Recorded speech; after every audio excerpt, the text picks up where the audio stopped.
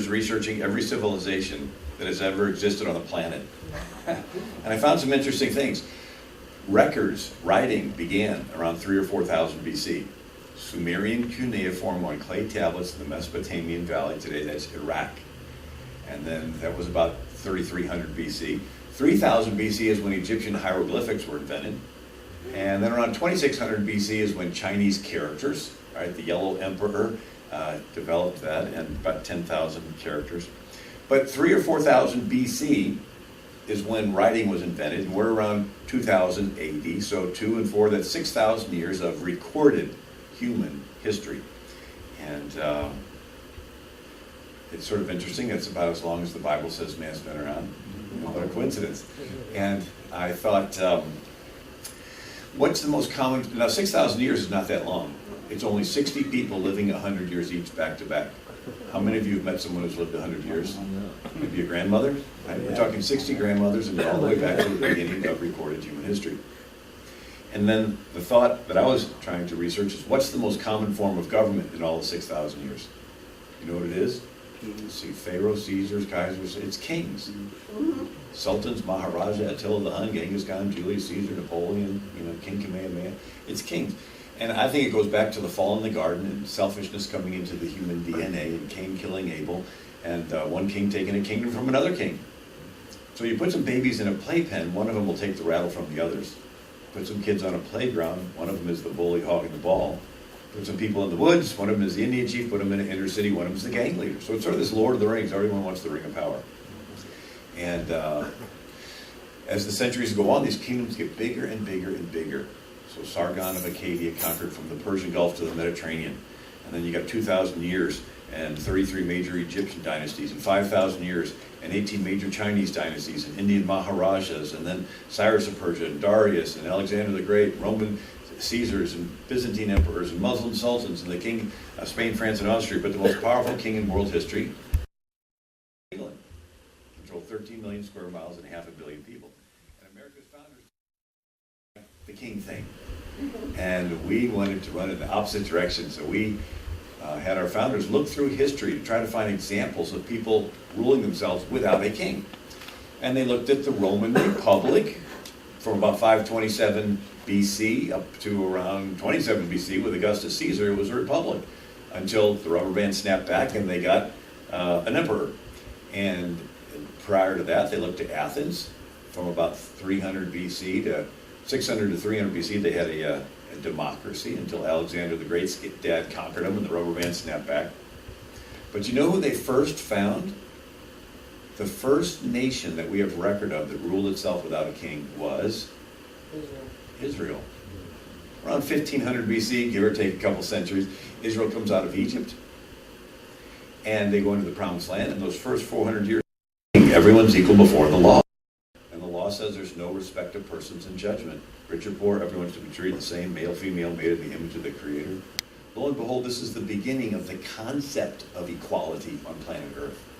Because wherever there's a king, if you're friends with the king, you're more equal. If you're not friends with the king, you're less equal. And if you're an enemy of the king, you're dead. It's called treason.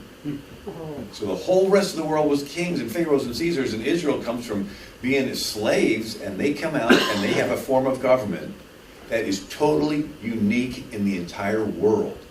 For 400 years, they don't have a king.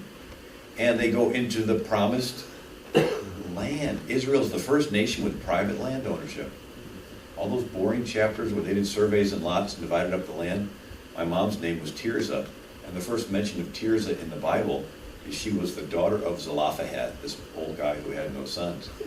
And Moses dividing up the land, and the girls go to Moses and says, don't we get land too? Is our dad's name going to be forgotten just because he did not have a son? And Moses says, okay, you get land, just marry someone within your tribe. But this was unheard of, individual women getting land, individual families. And I could go on. Israel was the first nation that could read. In other countries, only the kings and the scribes could read. Besides, look, they had 1,500 cuneiform characters. You ever try to learn 1,500 anythings? And there were 3,000 Egyptian hieroglyphics. And so the scribes kept them complicated on purpose as job security. So when Moses came down the mountain, he had the law in a 22-character alphabet that was so easy to learn, the entire nation became literate. So Israel's the first instance in history of an entire nation where everyone could read. And it was the priest's job to teach them the law and to teach them to read the law. And I could go on. Israel was the first nation with no standing army, because every man was in the militia and armed and ready at a moment's notice to defend his community. Israel was the first nation with a bureaucracy-free welfare system, because when you harvested your field, you left the gleanings for the poor people to pick through. This way the poor were taken care of without some bureaucrat collecting all the money and doling it back out to those who can help them get reelected. And Israel had a system of honesty, because God hates unjust weights and measures. And so they're able to build this base of trust that commerce can be built upon. You take a man at his word, right? Israel was the first nation with no prisons, because the law said immediate justice at the gate of the city, and a city of refuge you could run away to. And it went on great as long as the priests taught it. As long as the priests taught the law, it worked. When the priest stopped teaching the law, and the high priest Eli had his own son sleeping with women in the tent of meeting with the Lord, and another Levite was with some guy named Micah with a graven image, and the tribe of Dan is backslidden, and they take the guy's graven image and they take the backslidden Levite, and they say, oh, you be our priest. It's like, what's he doing with the graven image? Then another Levite has a concubine. The law said that the Levites could marry a virgin of his own tribe. Here he is with a woman he's not even married to. And so it shows he's not living the law, much less teaching it. And so he's traveling, and they're in a house, and the house is surrounded by sodomites. They bang on the door. He shoves the poor girl out. She gets raped and dies, and chops her body in 12 pieces. They all get together and kill the sodomites. And by the time you're grossed out, there's this line that says, every man did what was right in their own eyes. Why did they all do what was right in their own eyes? Because the priest had stopped teaching them what was right in the Lord's eyes. And they began to have chaos. And I'll get in my subject, but I'll just show this last part. So, the most common form of government is a king. Israel was the first attempt to stretch the rubber band and put power in the hands of the people. But that would be chaos unless the people had internal morals. But why obey these internal morals? What's the motivation? Israel had the key ingredient, a God who is watching everybody. He wants you to be fair, and he's going to hold you accountable in the future. So you're about to steal something, and you know you can get away with it, and then you think, God is watching, he wants me to be fair, he's going to hold me accountable in the future. Maybe I should hesitate stealing. And it creates this thing in your head called a conscience. If everybody in the country believes God is watching, he wants you to be fair, he's going to hold you accountable in the future, everybody is motivated to want to please this God and follow these laws, and you can have complete order in society with no policemen following everybody around. It's great. But if you get rid of this God, then all you have to have morals. Well, why keep them? Some will out of social acceptance, but others are going to learn how to steal, kill, rob, destroy, smash windows, set buildings on fire, have mobs in the street, and shootings and killings. And then everybody's going to say, government, please step in to restore order. And the government will come in with its militarized police and armored personnel carriers and go house to house and collect everybody's guns. And yeah, they'll restore order, but when the dust settles, you'll have just transitioned from ruling yourself back to a king. And that's what happened, and they got King Saul and so forth. There's a whole other message. But that's what this book's about. And then this is my first book. It's called America's God and Country Encyclopedia Quotations. And it's sold to 500,000 copies. It's God and Country quotes. And then the book that I'm going to be talking about tonight called What Every American Needs to Know About the Quran, History of Islam in the United States. And then a DVD. It's called Islamic Conquest, Past and Present.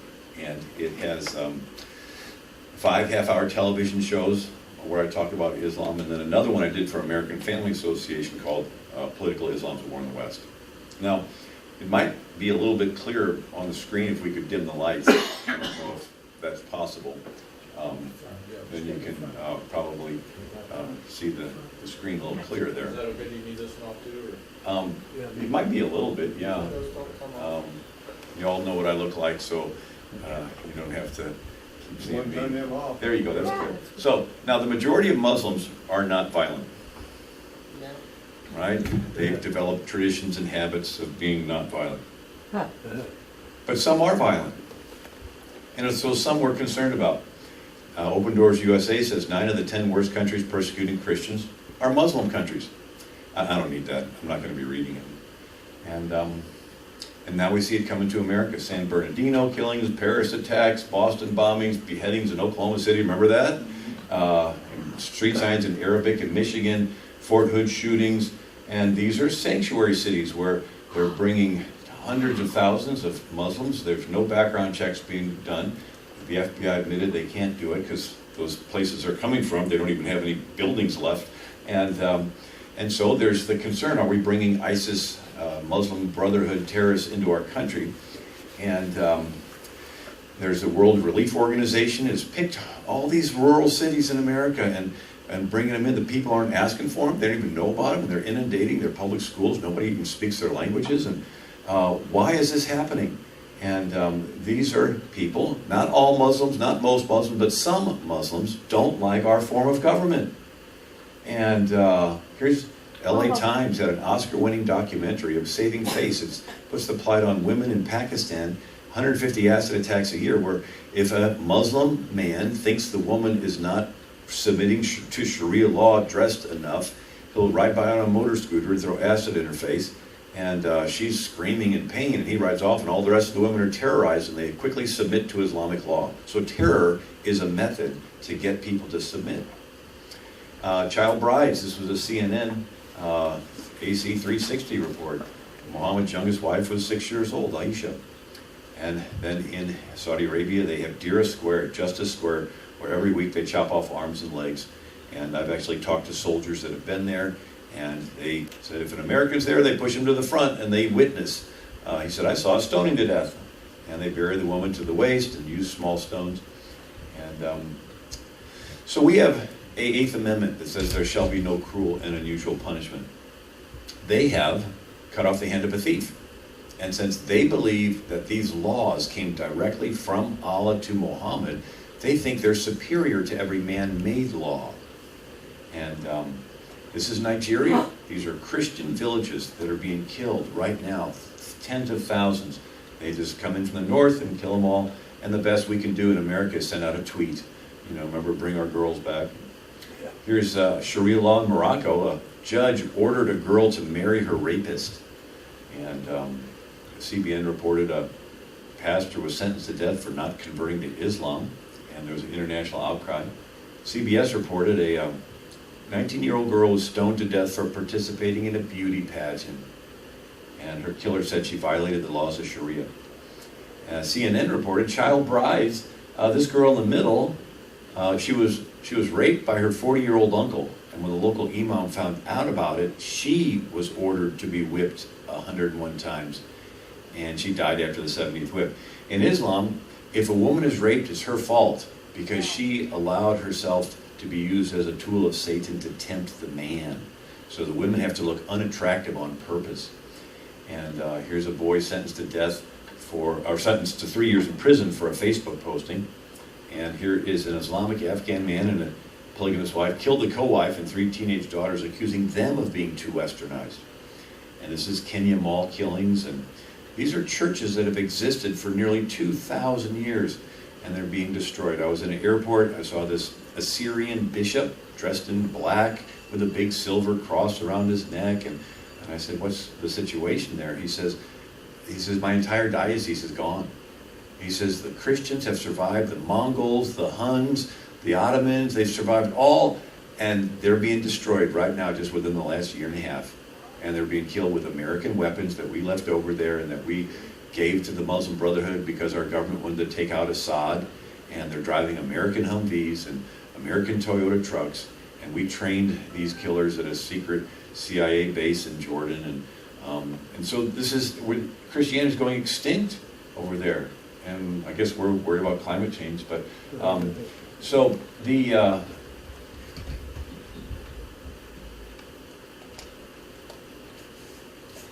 This is the grave of Jonah, the prophet in the Bible. His grave existed from 700 BC up until last year. And they destroyed it there in Mosul, which is outside of...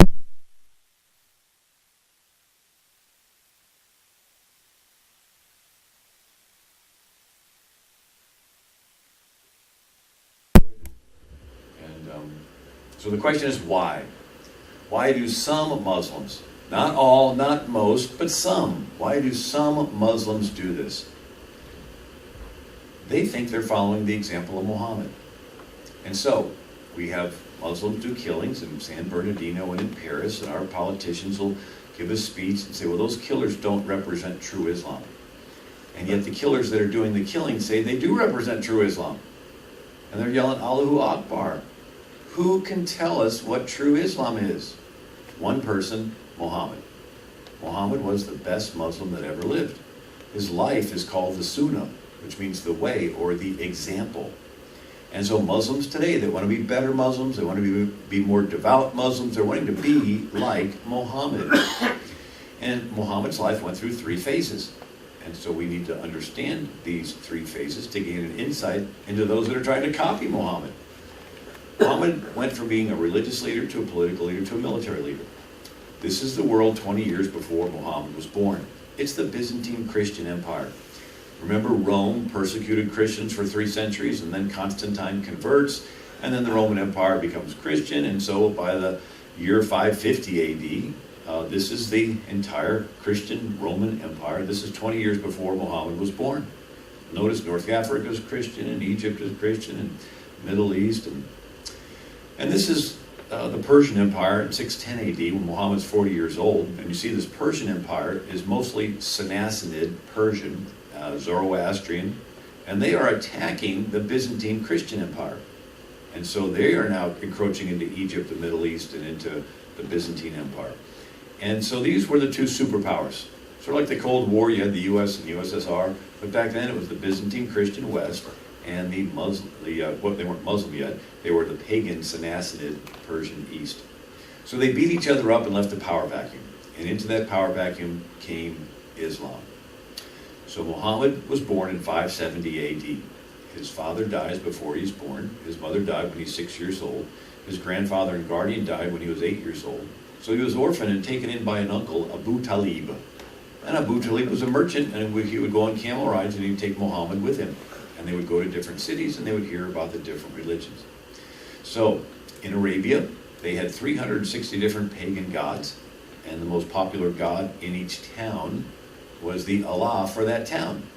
Sort of an animist type of neighborhood god or a tribal, god or whatever, the different areas. So the Mecca was a big city, and the most popular god in Mecca was Hubal, the moon god. And their calendar began with the first sight of the crescent moon over the desert, and that got incorporated into Muhammad's belief system. And then there's this is a rock they thought had fallen from the moon. It's a glass impact rock where a meteor hit the desert sand and melted it. And so these pagans would walk around this rock, kiss this rock, and they did it for centuries before Muhammad was born. Muhammad kissed this rock, and it got incorporated into his belief system. In the Middle Ages, there was a fire, and it was damaged, and so what was left, they put in this big silver rim to hold it together. And that rock was in this square building called the Kaaba, with 360 other different pagan gods. They were mostly Canaanite fertility gods, Baal, Ashtaroth, and associated with the sun and the moon. And so, and then the Persians were Zoroastrian, as I mentioned. Zoroastrians believed that paradise was filled full of virgins that would fulfill all the guy's desires. And Muhammad heard this, and it got reflected in his belief system. The Zoroastrians also believed in jinns or genies. These were spirits that followed people around. And matter of fact, the word genius is not somebody with a high IQ. It was somebody that had a genie to tell them all the answers. So the next time somebody says, "You're a genius," you can say, "No, I just have a high IQ." And then there's a religion called Manichaeism. Mani was this guy that lived a couple centuries after Christ. And he combines a little Buddhism, a little paganism, a little, Christianity, a little Judaism, combines it. And this was a real popular religion. Matter of fact, one of the followers of Manichaeism was St. Augustine, until he rejected it, converted to Christianity, and spent the rest of his life debunking Manichaeism. But this was a popular religion that was known for sort of extracting different elements of different religions and combining them. And so Muhammad heard about this. Well, maybe there's different little bits of truth in all these different ones, and maybe you can combine them. And Muhammad could not read, which was not uncommon for that time and place. Matter of fact, the UN Development Program reported in 2011 that 30 to 40% of people today in Egypt cannot read. So the Jews and Christians were the exception. They could read. They were called people of the book. And so Muhammad could never read the Old Testament. But he heard their oral stories called Talmud and Mishnah, and some of those stories got reflected in his belief system. And then there's the Christian faith. And even Encyclopedia Britannica stated of Muhammad, the gospel was known to him chiefly through apocryphal and heretical sources. So Muhammad thought the Trinity was the Father, Mary, and Jesus. Nobody explained to him the Holy Spirit. So there are Muslims today that think Christians are polytheists, worshiping three gods, the Father, Mary, and Jesus. It didn't help that a century or so before Muhammad, a consul in Constantinople there would be heresies, and then they would call these consuls to settle the heresies, and then there would be another heresy, another consul, another heresy, another consul. Well, by the 5th century, there was a consul that decided to give Mary the title of Mother of God, Theotokos. And so that was the statue of Mary and baby Jesus. So in that Kaaba, where there was 360 different pagan gods, there was a statue of Mary and baby Jesus. And so Muhammad's thinking, okay, male god, female god, Horus, Isis, and Zeus, and Hera. I mean, there's all these different male, female deities and baby gods. And so he sees this statue. Oh, well, the Christians believe the same thing, right? Male god, Mary, and baby Jesus. And anyway, so the gospel was known to him through apocryphal and heretical. What is the word apocryphal? Those are books that are not inspired, so they're not in our Bible. One apocryphal book was the Infancy Gospel of Thomas. It was written several centuries after Christ by someone who knew nothing of Jewish life. It's filled full of so many errors and inconsistencies that no scholar gives it any credence and credibility at all. It would be like you writing fanciful little what-if stories when Lincoln was a little boy, but you talk about him living in China. It's like, I don't think you ever went there, so nobody's going to take your story serious. Well, so nobody takes the Infancy Gospel of Thomas serious. Yet it was in the desert floating around these stories. And in the Infancy Gospel, it says Jesus spoke from the cradle, made clay birds and clapped, and they flew away and raised a playmate from the dead. Guess what stories Muhammad heard? That Jesus spoke from the cradle, made clay birds and clapped, and they flew away, raised a playmate from the dead. And so Muhammad put it into the Quran, and now Muslims take it as fact. There's no other place in ancient literature that these stories appear other than this Infancy Gospel that no one then or now takes serious. And so when the Encyclopedia Britannica stated the gospel was known to him chiefly through apocryphal and heretical sources, what were the heresies? Well, for 3 centuries, Christians were persecuted, thrown to the lions in Rome, and then Constantine legalizes Christianity. And then the first heresy is Arianism. And Arianism said Jesus is mostly man.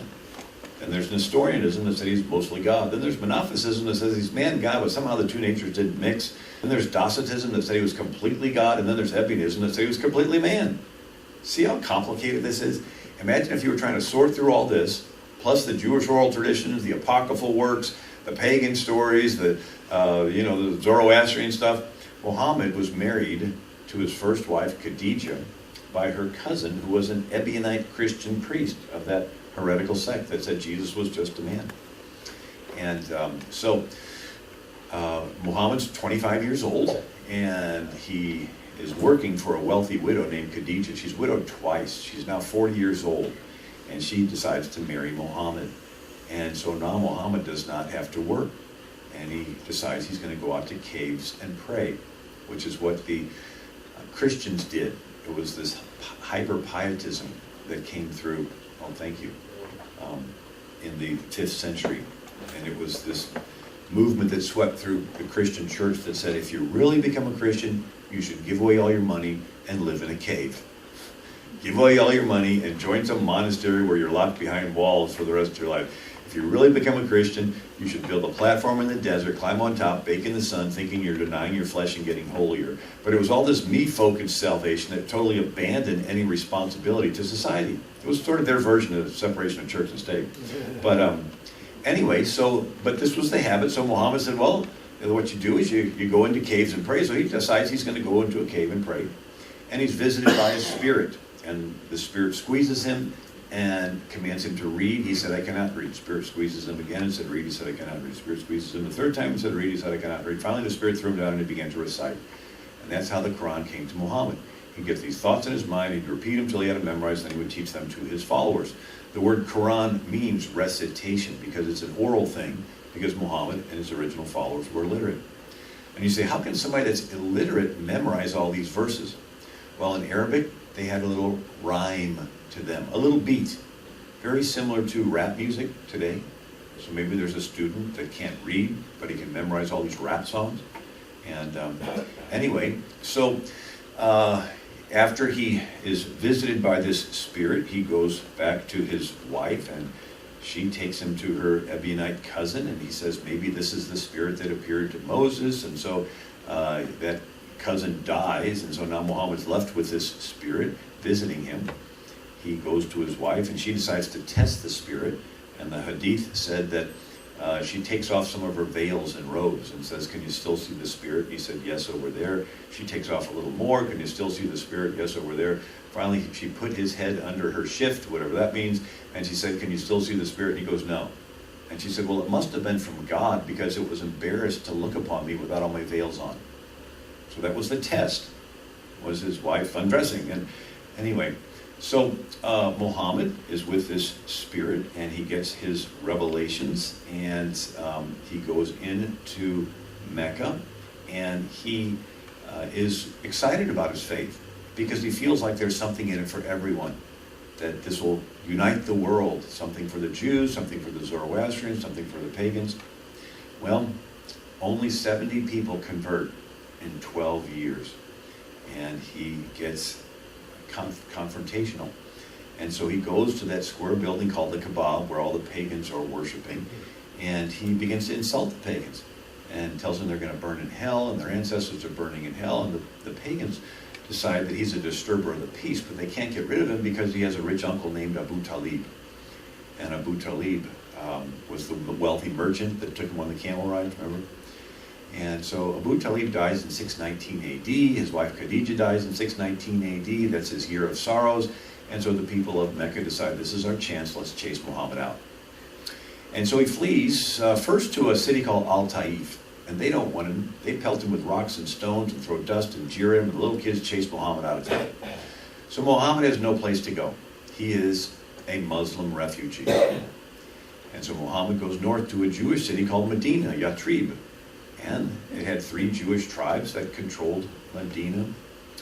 And they were nice. They let Muhammad in as a Muslim immigrant. And he presents his faith to the Jews. And they say, you're not a prophet in the line of our Jewish prophets. And so he says, well, if you're not going to follow, he changes the direction of bowing from Jerusalem to Mecca. That's right. He had incorporated some elements from the Jewish faith into his, and one of them was bowing toward Jerusalem. And when the Jews rejected him, he goes to the pagan neighborhoods, and he wants the pagans to join, and so he bows toward their city, Mecca. And anyway, so he gets a following. We're familiar with the term of organizing in the community, and so he organizes a following. He ends up, a couple pagan leaders did not want to join him, and they mysteriously get assassinated. And the rest decide to join Muhammad. So now he's got a sizable following. He goes back to the Jews and pressures them to accommodate him politically, and wants them to change their laws and their way of living to accommodate him and his followers. And they make a treaty with Muhammad. So now Muhammad is a political leader in addition to being a religious leader. Then something happens. Muhammad's followers in Mecca, they get pushy, argumentative, confrontational, and threatening, the way some of his followers are today. They get chased out of town for disturbing the peace. They are Muslim refugees. They go north to the Jewish city of Medina, and the Jews are nice. They let them in as Muslim immigrants. They go to Muhammad's neighborhood, and Muhammad allows his followers to rob the caravans headed to Mecca in retaliation for the Meccans chasing them out of town. So where Jesus said, if they take your coat, give them your shirt, his attitude was, if they take your house, you retaliate, take their caravan. And so here's the caravan route, and it would go by Medina, and Muhammad and his men would rob it. And so Muhammad got a whole chapter of the Quran, it's Surah 8, chapter 8, on how to distribute booty from robbing caravans. And he gets 1/5 of the booty.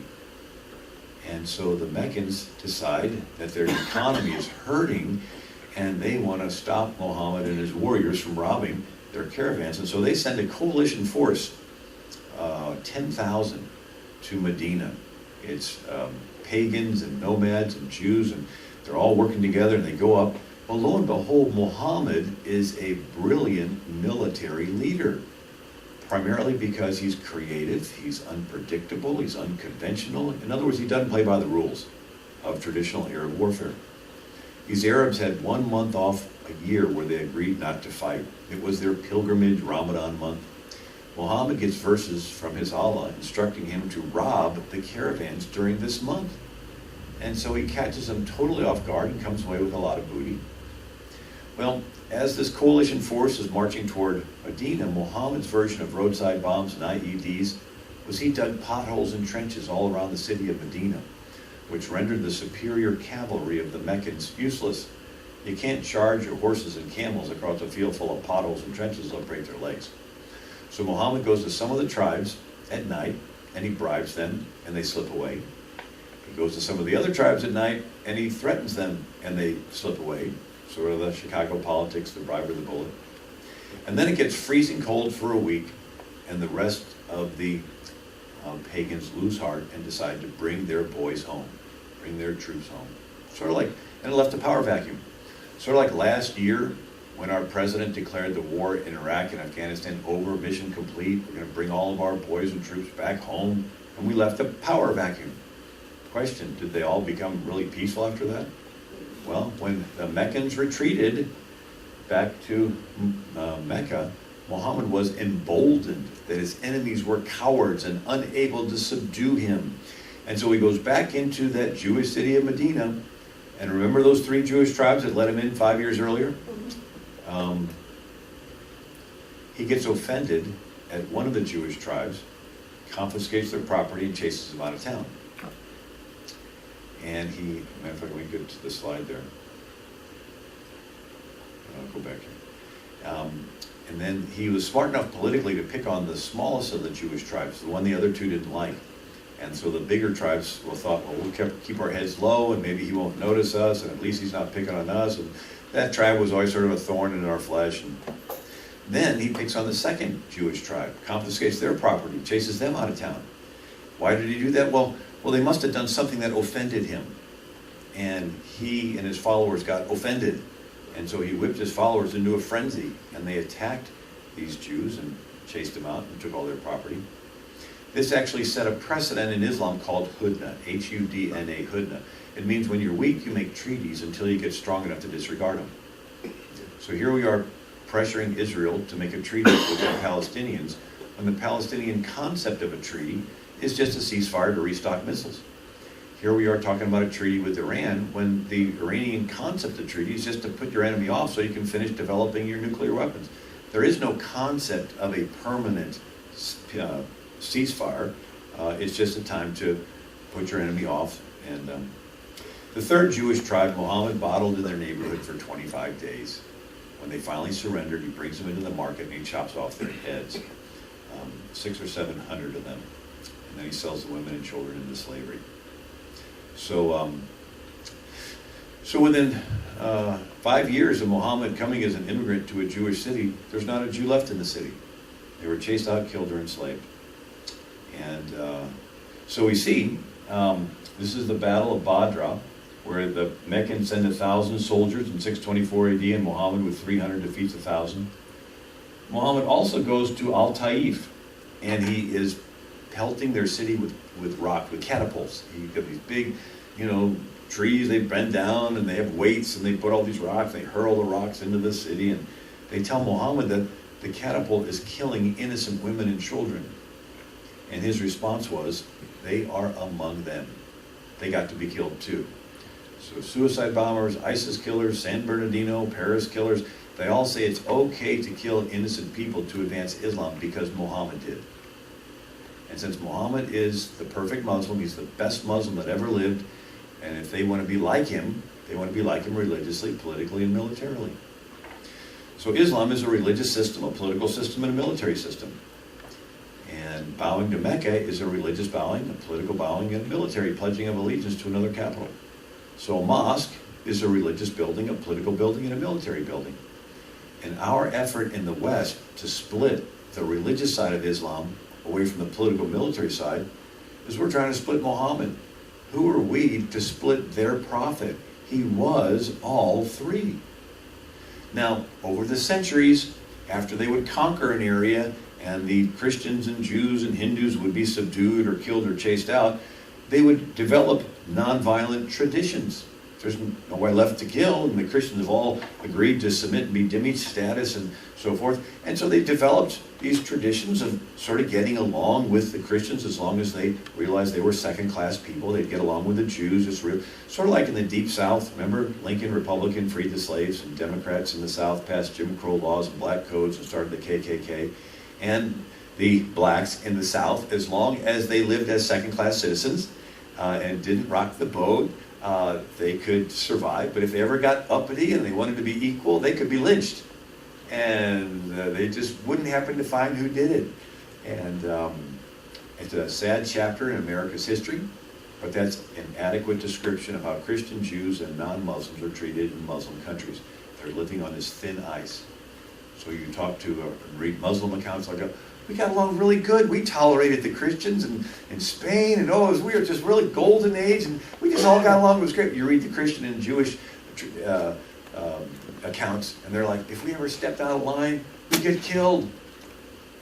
Like there was a semi-tolerant government in Granada, Spain, and they let a Jewish guy become an office administrator and something. Well, there was a Muslim guy that went into the office, and he didn't like the way the Jew treated him.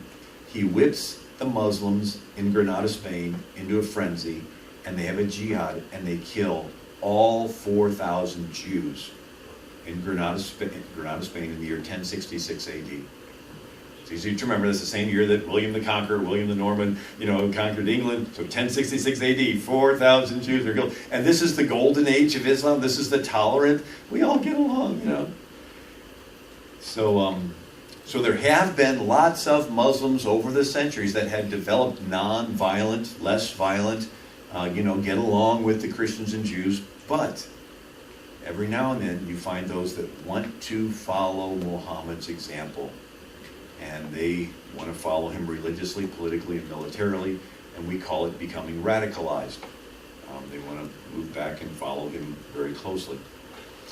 So it's important to understand there's two sets of verses in the Quran based on the two cities Muhammad lived in. In Mecca, Muhammad was just a religious leader, and so the verses he gets are just religious, and they're relatively more peaceful.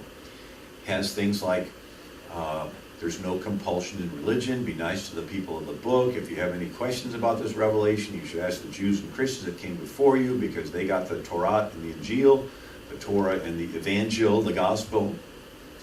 But then, when he's chased out, he goes to Medina, and in Medina he gets the political militant verses that say, lay in wait, chop off the head of the enemy, be ruthless to the infidel, and there's a rock crying out, there's a Jew behind me, come and kill him, and the later verses supersede and erase the earlier verses, right?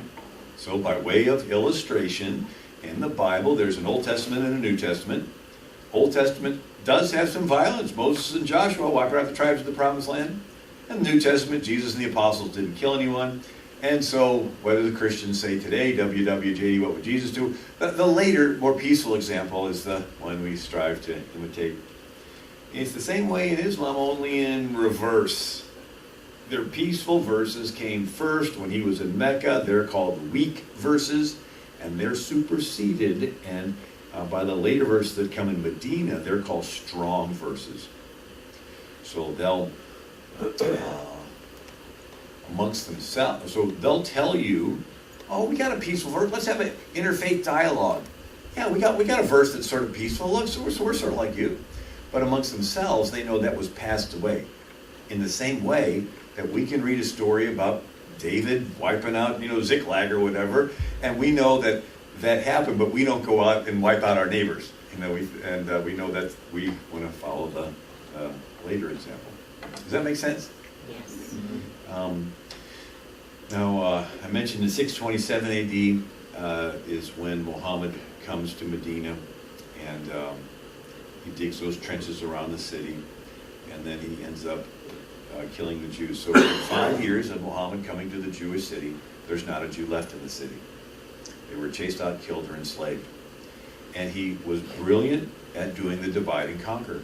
If he would have come in and said, I'm going to get rid of all the Jews, they would have made up with each other, set aside their differences, But because he picked on one and picked on the other, so it's a Marxist, different philosophers over the years have worked on this, but Muhammad was brilliant at understanding this tactic. Within 5 years of Muhammad's death, every pre-existing culture in Arabia was wiped out. And it's a three-step process, very similar to Caesar's three steps: Veni, Vidi, Vici, I came, I saw, I conquered. Muhammad's three steps was immigrate, increase, eliminate. Immigrate as a religious refugee into a host country, take advantage of their diversity and multiculturalism and pluralism to come in, because you're just a religious refugee. And then you increase your followers and amongst those who feel victimized, right? Because the pagans in Medina, they had no voice in the government. So he played upon, and he began to get a following. He increased and then eventually eliminated all the Jews. So I was speaking in Detroit, Michigan, and visiting with people afterwards, hearing their stories, and one was a lady who had a ministry to pregnant moms.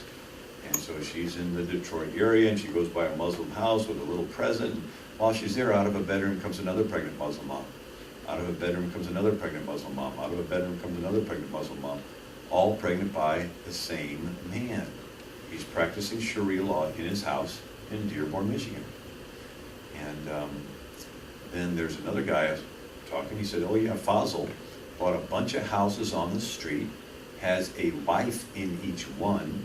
They go down to the welfare office and say their husband's not around, and they get these checks. And he visits the wives, and the more kids they have, the larger the checks get.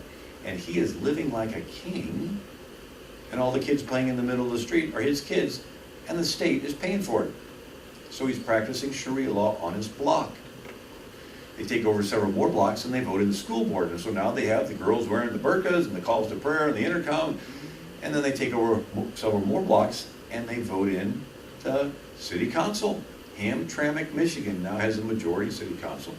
Then they vote in the police department, fire department, and now they have their minarets and their calls to prayer 5 times a day, no different than Pakistan.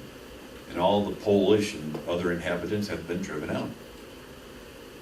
So they immigrate in as religious refugees, they increase and then get involved politically and demand accommodation, and then they eliminate the previous culture. There's always that one stickler that says, I'm not going to move out of this neighborhood. I grew up here. And then Muslim youth do random violence, and there's no witnesses, because no Muslim will testify against another Muslim on behalf of some kafir infidel. And so they end up taking over the neighborhood. And in Paris, they've had 5 million Muslims take over 751 neighborhoods surrounding Paris. And the best the police can do is put up a sign that says, enter at your own risk. It says ZUS, which stands for Zonas Urbanas Sensibles, sensitive urban zone. In other words, if you go in there and get raped, there's no witnesses, you're on your own. So there's a 1,400-year track record to explain and illustrate what I just demonstrated to you. So there's really no mystery as to what we see happening. So we hear the term Arab Spring. There's been 3 springs in the 1,400 years of Islam. The first is an Arab-Persian spring that goes from 622 to 1071. The second is a Turkish spring from 1071 to 1923. And the third Arab Spring started in 1928. So the first Arab Spring would not have happened without this little invention called a stirrup, invented by the Mongolian nomads over by China. They had little short horses. They tie a rope around their horse, leave 2 loops hanging for their big toes because they would ride barefoot. That invention made its way to China in the 5th century AD, and then across the Gobi Desert, the China Silk Road to Persia. The Persians made the stirrups out of metal with leather straps. This transformed a horse from a transportation vehicle into a weapon. And then they got these curved swords made of Damascus steel called scimitars. They were a new technology where it was very light and very strong, and they literally could hold the reins of the horse in one hand and the scimitar sword in the other, and at a full gallop they could slice someone in half. And they would ride into an area, randomly kill some people, and the whole rest of the town would say, what do we got to do to stop you? And they'd say, submit. And they go, okay, we submit, what do we do? Okay, men, get your swords and your horses, follow us to the next town. And so terror was an integral part of causing popular groups, cities, and villages to quickly submit. This is the U.S. Supreme Court chamber in Washington, D.C. It has a marble frieze around the ceiling with lawgivers throughout history. It does have Moses and his 10 Hebrew commandments, and Charlemagne and John Marshall and Solon and different lawgivers, but it has Muhammad with his Arabic crown and his scimitar sword in our U.S. Supreme Court chamber. Oh, It was built in 1935. And then this is Muhammad's sword. It still exists in a palace museum in Istanbul, Turkey. And we see this lightning expansion of Islam in the generation after Muhammad. One of Muhammad's generals was Khalid ibn al-Walid. He was nicknamed the Drawn Sword of Allah because he was undefeated in over 100 battles. He would do these pincer movements and defeat bigger Persian armies and the Byzantine armies and the apostate Muslim armies.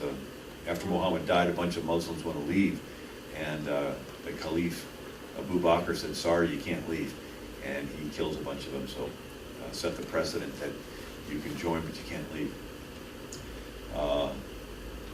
You read the story of the first caliphs, it's pretty violent. So Muhammad dies in 632 AD, and the first caliph is Abu Bakr. Caliph is the supreme leader in Islam after Muhammad. And Abu Bakr was the father of Aisha. She was the 6-year-old that Muhammad married. So Muhammad had a dream 2 nights in a row of him marrying the 6-year-old girl, the daughter of his general. And Abu Bakr says, "Well, you're the prophet, here she is." And so she says that she was playing on the swing in the backyard, and her mother called her, and she kind of stood in the doorway, and her mother took a rag and washed off her face, and the mother said, "Allah's blessings and good luck." And she said, "The prophet visited me that afternoon. I was 9 years old." And anyway, so he goes on to have anywhere from 11 to 22 wives, but he dies, and Abu Bakr, the father of Aisha, he's the first caliph, and he does the Ridda Wars, killing the apostates. Then Caliph Umar conquers into Syria, and then there's Caliph Uthman, and he's the one who compiled the Quran. And there's Caliph Ali, who married Muhammad's daughter Fatima, and they're briefly, the word Shiite is actually Shi'ali, party of Ali, followers of Ali. So 10% of Muslims are Shiite, they're mostly in Iran. And then 90% of Muslims are Sunni, and they mostly follow, they're all around the world, but they go back to Abu Bakr. So the fighting between the Shiite and the Sunnis is the fighting between the followers of the son-in-law versus the followers of the father-in-law. And but Caliph Umar's murdered, and Caliph Uthman's murdered, and Caliph Ali's murdered, and Caliph Muawiyah, and their kids are poisoned and stabbed and shoved in wells, and you read it, and it's all a family relations to Muhammad, and they're fighting over this power, this total power.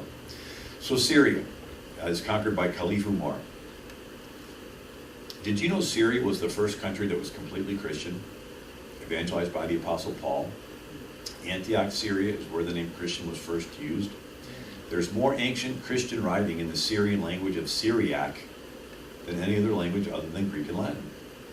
And so if you want to read ancient Christian early writings, you're going to read Greek and Hebrew and Syriac. And the Syrian Christians evangelized east like the Greeks did west. So they evangelized into Persia and India, Mongolia, even China during the Tang Dynasty in the 600s had a thriving Syrian Christian community that lasted all the way through the Yuan Dynasty in the 1300s. It was largely chased out by the Ming Dynasty that wanted to get rid of all foreign influence. And then a Muslim leader named Tamerlane killed 17 million people, wipes out Christianity in Central Asia in the 1300s. And anyway, so Syria. And then Muslims conquered Yemen, which was a Jewish kingdom. Remember, it was Queen of Sheba. It went across to Ethiopia. They were connected. There was a kingdom. The Muslims conquered Jerusalem, which had been a Byzantine Christian city since Constantine. Muslims conquered Syria. Muslims conquered Egypt, which had been Christian, evangelized by Mark, that wrote the Gospel, Matthew, Mark, Luke, and John.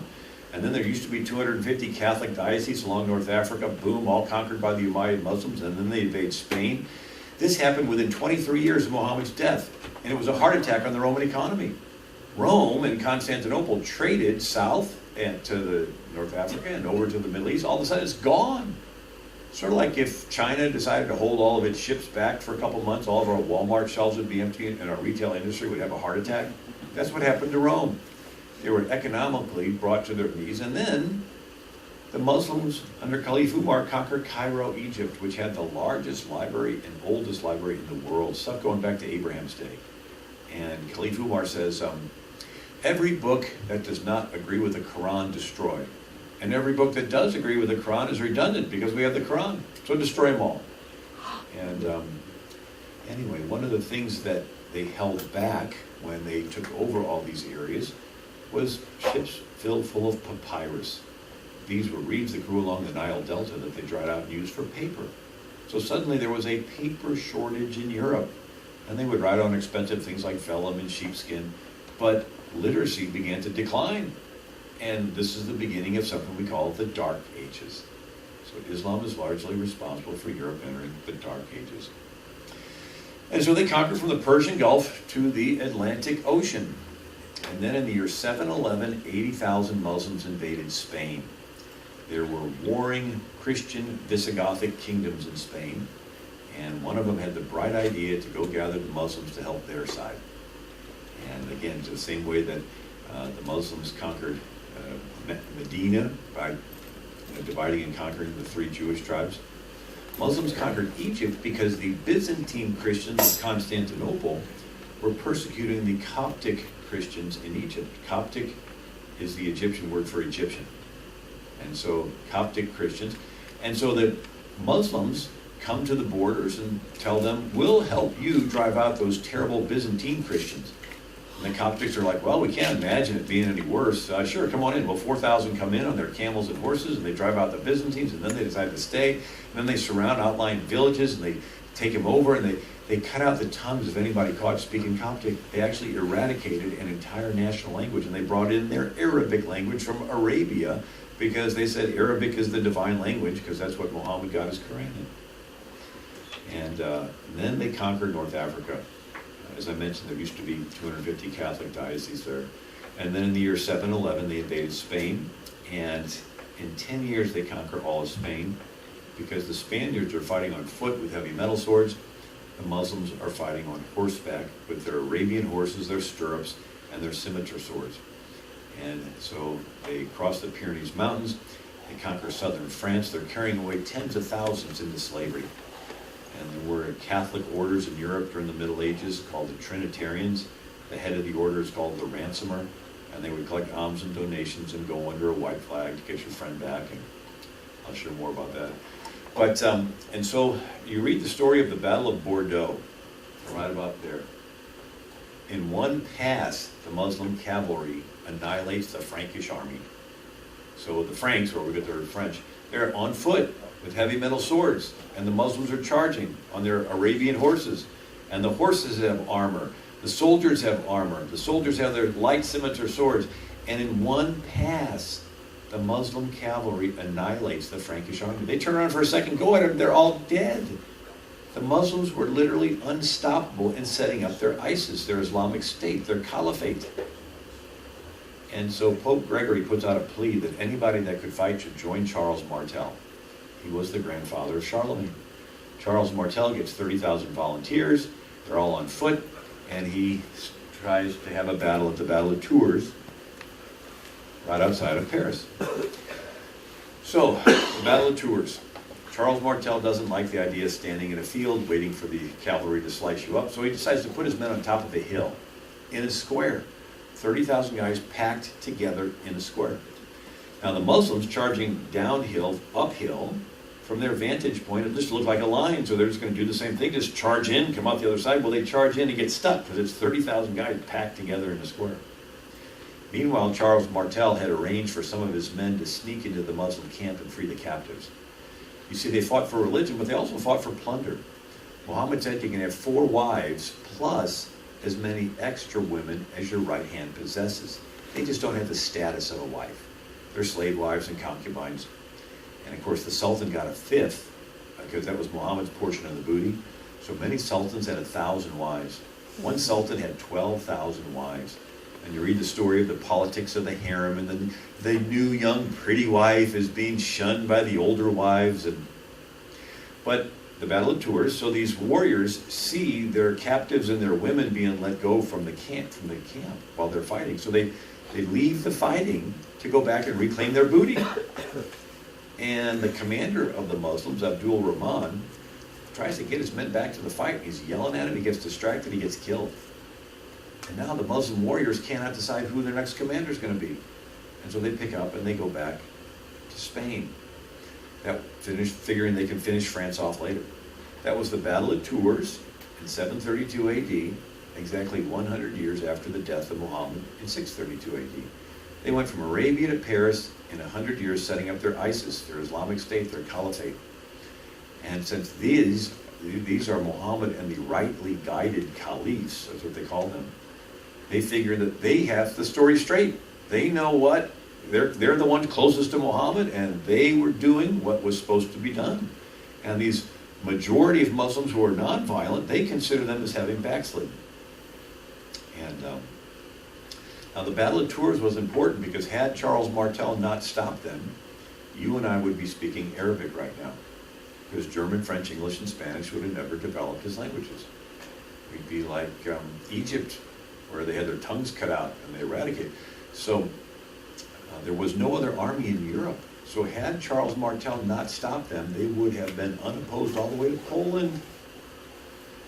And so Pope Gregory is the one who puts out a plea for anybody that could fight to join Charles Martel, and he wins the battle. He learns how to make a stirrup 5 years later, and he wins his first battle. And it takes 700 years of battles to drive the Muslims out of Spain. And anyway, so some definitions are important. The word Islam means submission to the will of Allah. A Muslim is one who has submitted to the will of Allah. And Islam believes there will be world peace when the whole world submits to the will of Allah. So Islam is a religion of peace. It's just their definition of the word peace is different than ours. Our definition of the word peace is different groups getting along. Their definition of the word peace is world Islam. So they want peace, but their definition of peace is having the whole world submit to the will of Allah. That's their goal. That's what they're striving for. They want to get everybody to submit to Allah. And Lincoln said, the Sanitary Fair, Baltimore, Maryland, April 18th, 1864, we all declare for liberty, but in using the same word, we do not all mean the same thing. Right? We all want peace, but in using the same word, we don't all mean the same thing. In Islam, the world is divided in two. The half that has submitted to the will of Allah, the Dar al-Islam, the house of Islam, the house of submission, and the half that's in the process of submitting to Allah. It's called the Dar al-Harb, the house of war. So the non-Muslim world is supposed to be at war because it's transitioning to the house of Islam. It's being in the process of submitting. And so Muslims see the world as Muslim and going to be Muslim. Now what about moderate Muslims? There's lots of moderate Muslims. The majority of Muslims are moderate Muslims. What about moderate Muslims believe the world will submit to Allah later? Maybe at the end of the world, maybe it's figurative. And since it's so far off in the distant future, it really doesn't occupy their every thought. They just want to live their lives and have their families. That's fine. That type of Muslim has no problem living in a free democratic society and having you as a kafir infidel as a neighbor. The fundamental Muslim, on the other hand, they think the world is supposed to submit to Allah now. And they're really excited and they want to help make it happen. Now the dilemma for us in the West is the more we bend over backwards in unprecedented ways to show ourselves tolerant and nice and respectful and friendly, and the moderate Muslim begins to rethink and says, this has never, ever happened before. Maybe the world is, in fact, submitting to Allah now rather than later. And so they gravitate from the future peaceful moderate camp into the fundamental now camp, which is the violent camp. So all of our efforts to show ourselves really nice is actually creating more violence. It's sort of like the law of the jungle, where a lion is chasing a zebra, and the zebra shows weakness and trips up. Does the lion stop and give the zebra a head start again, or does it pour it on and pounce? So in Islam, they have a concept: when your enemy shows weakness, that is Allah giving them to you.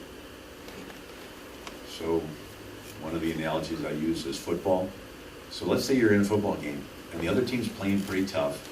And so you get in the huddle and you say, you know, let's let them get a first down. They'll get it out of their system and then they'll let us get a first down. That doesn't work, so we get in the huddle. We say, tell you what, let's let them get a touchdown. Then certainly they'll be nice and let us get a touchdown. That doesn't work. So we say, let them get another touchdown. Now, we can't understand, the more yardage we give up, the more excited they are, the harder they're playing. They're packing out their stadium and their fans are on their feet cheering. And we're like, well, why aren't they giving us a turn? That's been our foreign policy. We've just been giving in, and now they're getting more excited. Another word to define is the word innocent.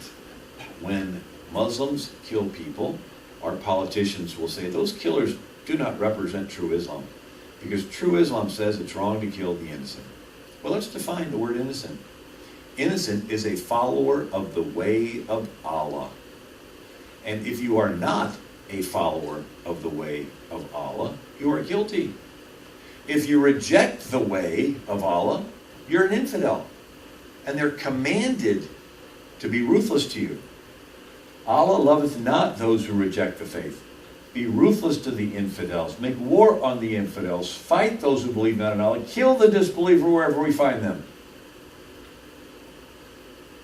So if you reject Islam, you are guilty. And they're commanded to be ruthless and fight and kill you.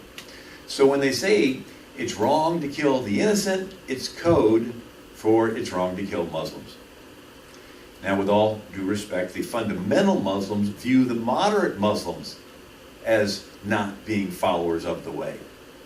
And so the fundamental Muslims will just as soon kill a moderate Muslim as they would kill a non-Muslim.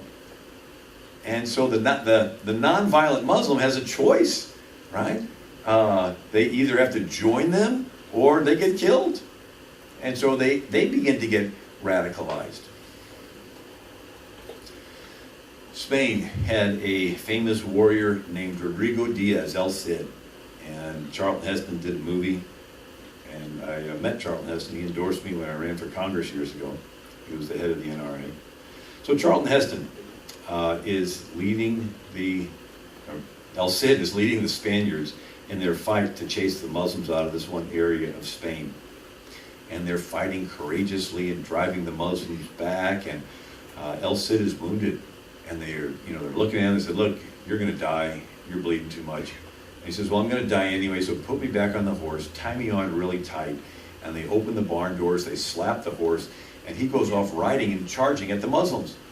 And his warriors say, there goes El Cid. They hurry up and they jump on their horses and they ride off and they charge toward the Muslims. And they charge and they win. And they're celebrating afterwards and they're like, where's El Cid? And they see him over there all by himself when his horse sort of drooped over. It's one of those romantic chick flicks, you gotta get snuggled up on the couch.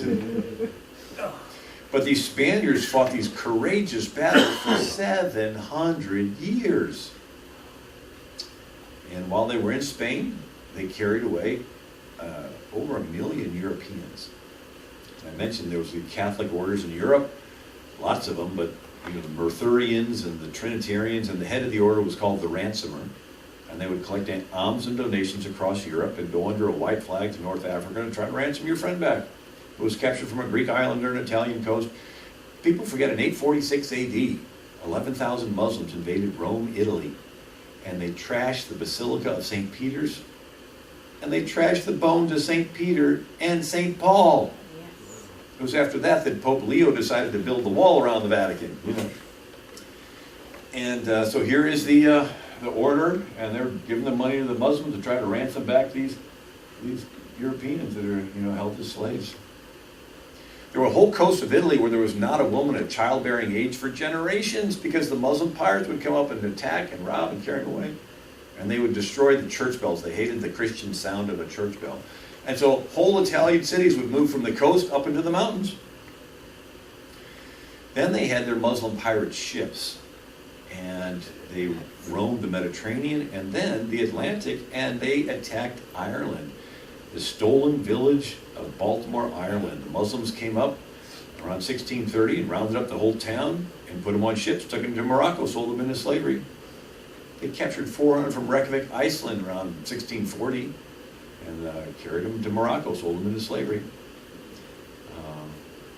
sort of like Boko Haram, when they kept those girls running. And they enslaved an estimated 180 million Africans. Muhammad was a white Arab.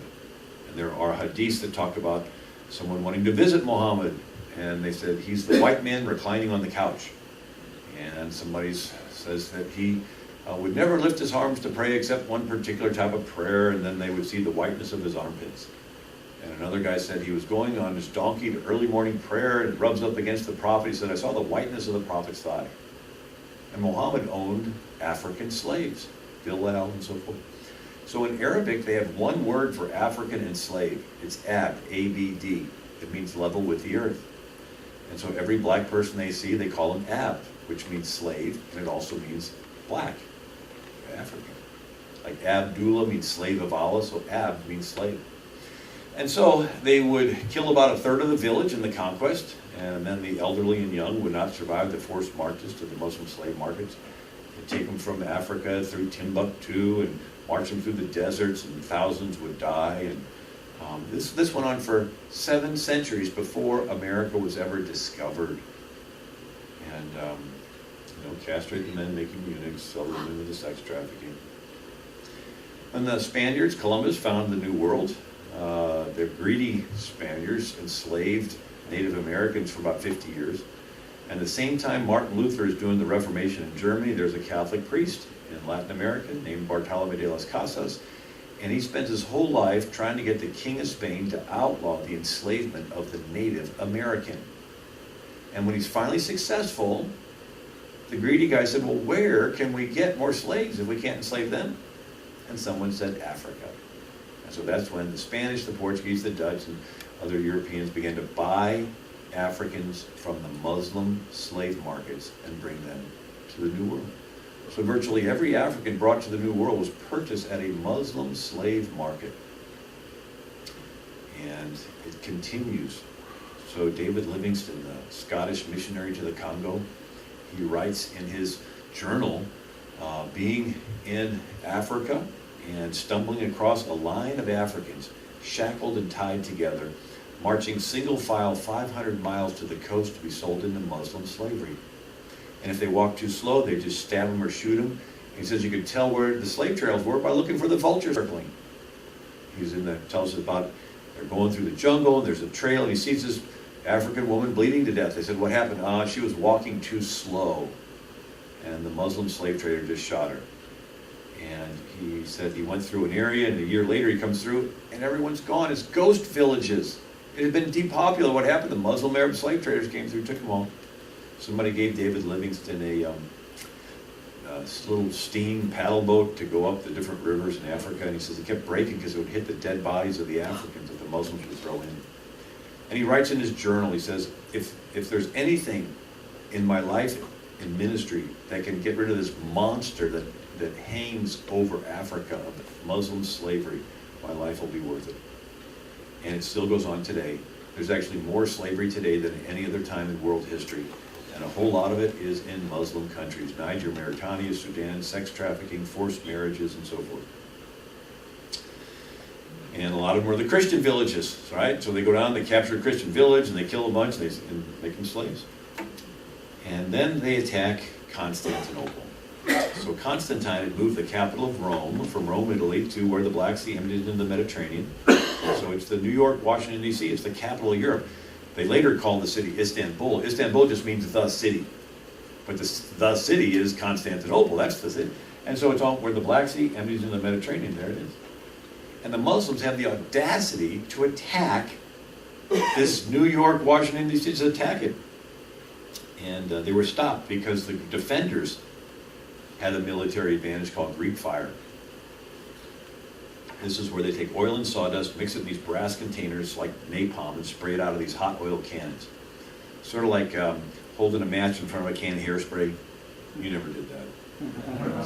It's great for getting rid of spider webs and stuff.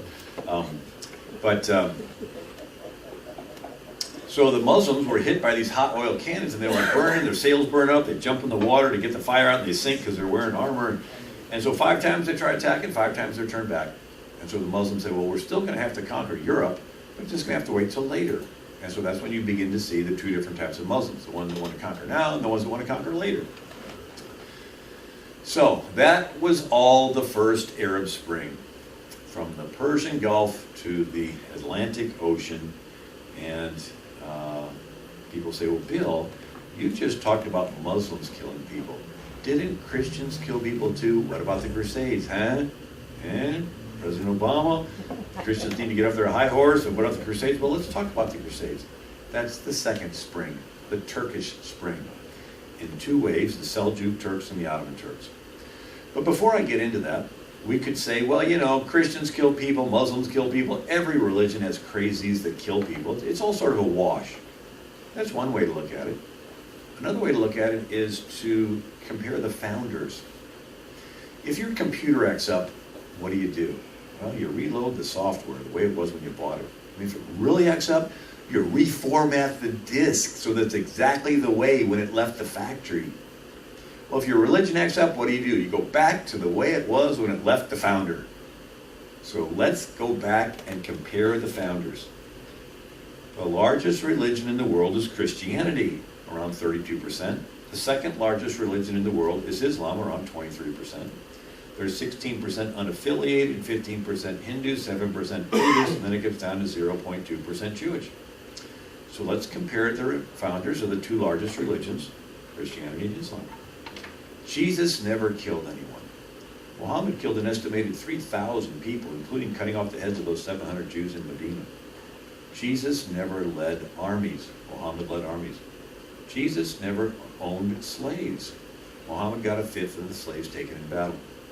Jesus never married. Muhammad had anywhere from 11 to 22 wives, slave wives, concubines, and the youngest 6-year-old Aisha. Jesus never tortured anyone. Muhammad took the chief of Khaybar. It was the last Jewish settlement in Arabia. Muhammad surrounded the town. It was an oasis in the desert with palm trees, and he finally surrenders, and Muhammad stretches the chief out on the ground, and they kindle a fire on his chest. He still wouldn't tell where the tribe's treasure was hidden in the desert, so Muhammad had to be beheaded and then slept with his pretty wife that night, Sufyana. And Jesus didn't lie. He said, I'm the way, the truth, and the life. The one who said, your father the devil, he was the father of, a liar and the father of it. And Proverbs says that the 6 things the Lord hates, proud look, a lying tongue. And in Revelation it says, those that won't go into the New Jerusalem, he that loveth and maketh a lie. And so Jesus did not permit his followers to lie. Muhammad did. It's called taqiyya, sacred lying, holy deceit. You're obligated to lie to the infidel so that you can subdue him. So there was a chieftain planning on attacking Muhammad.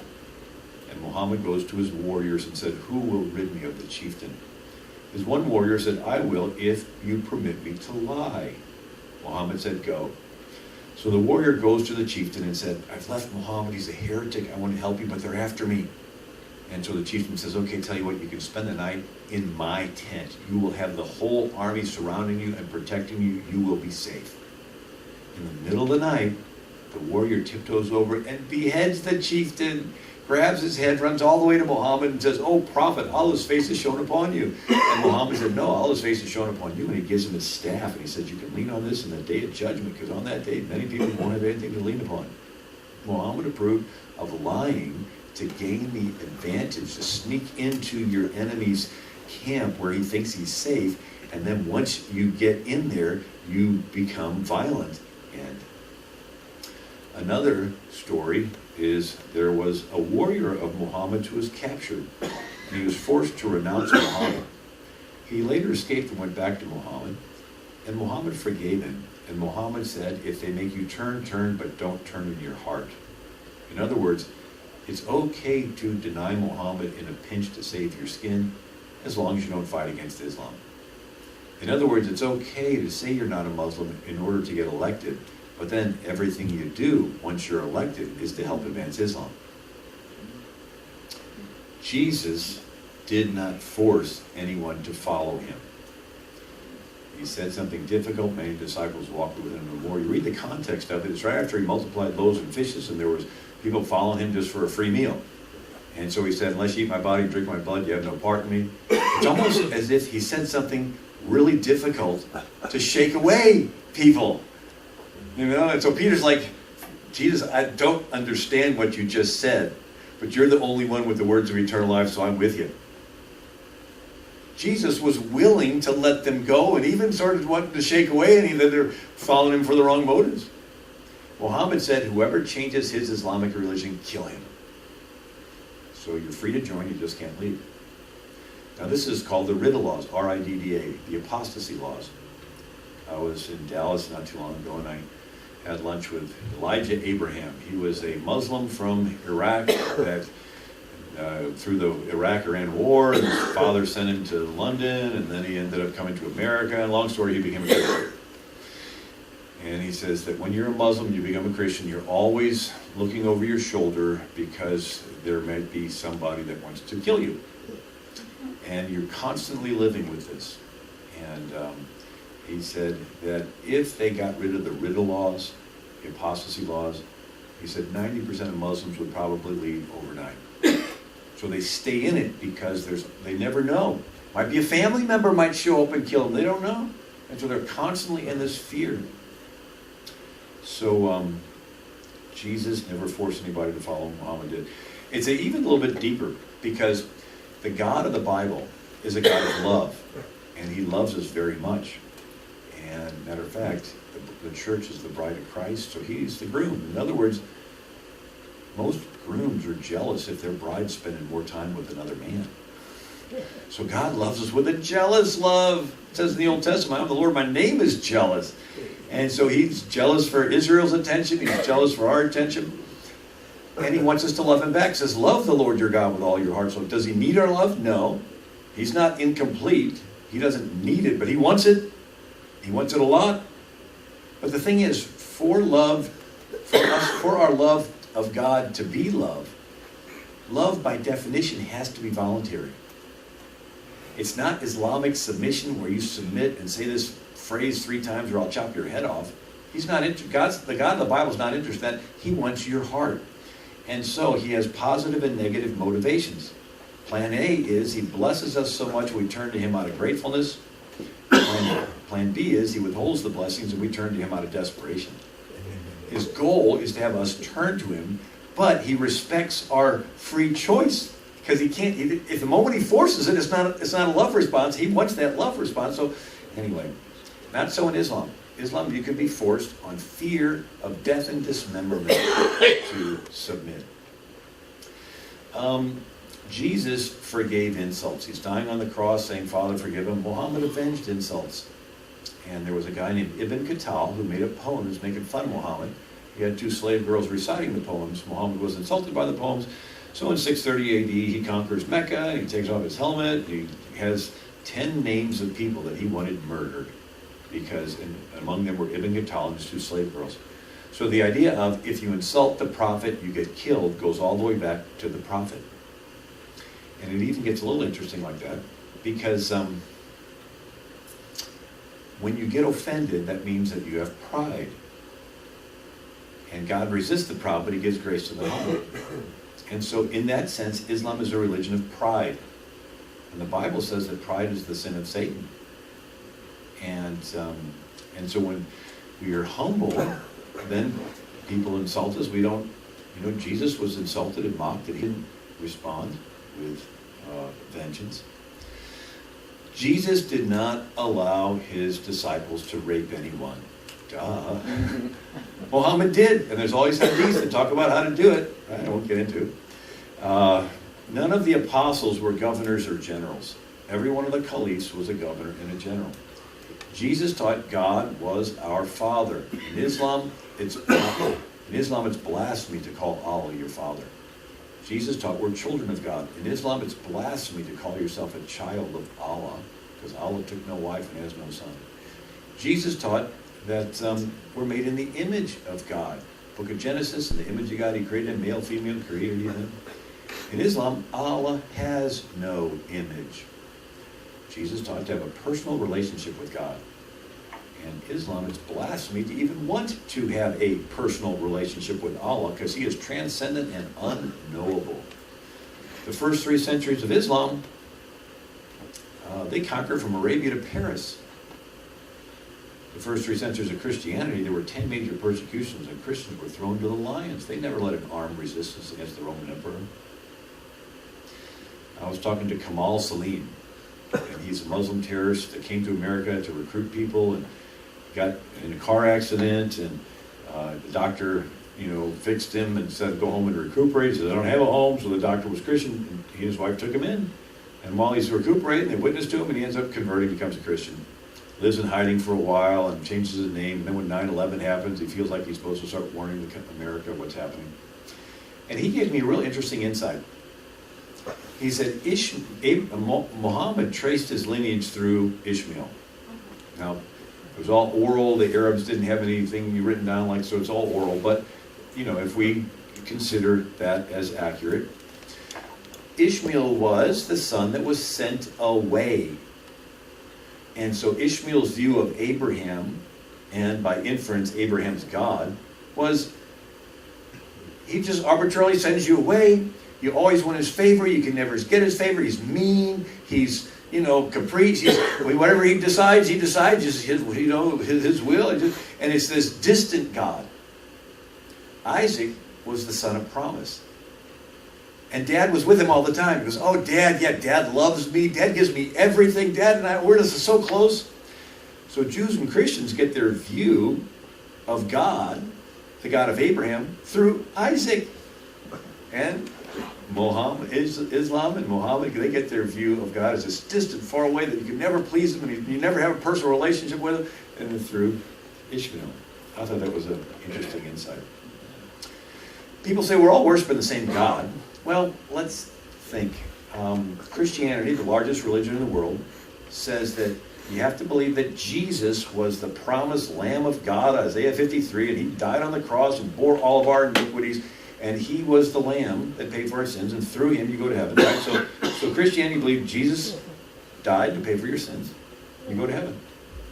In Islam, they have an unforgivable sin called shirk, S-H-I-R-K, shirk. And they say that if you believe that Jesus is the Christ, the Son of God, you have committed the unforgivable sin called shirk that condemns you to hell.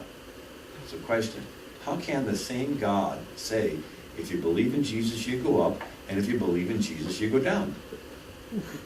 Either God is schizophrenic, or we're talking about two different gods. And here's the thought to ponder. Al-Taqiyya, sacred line, holy deceit.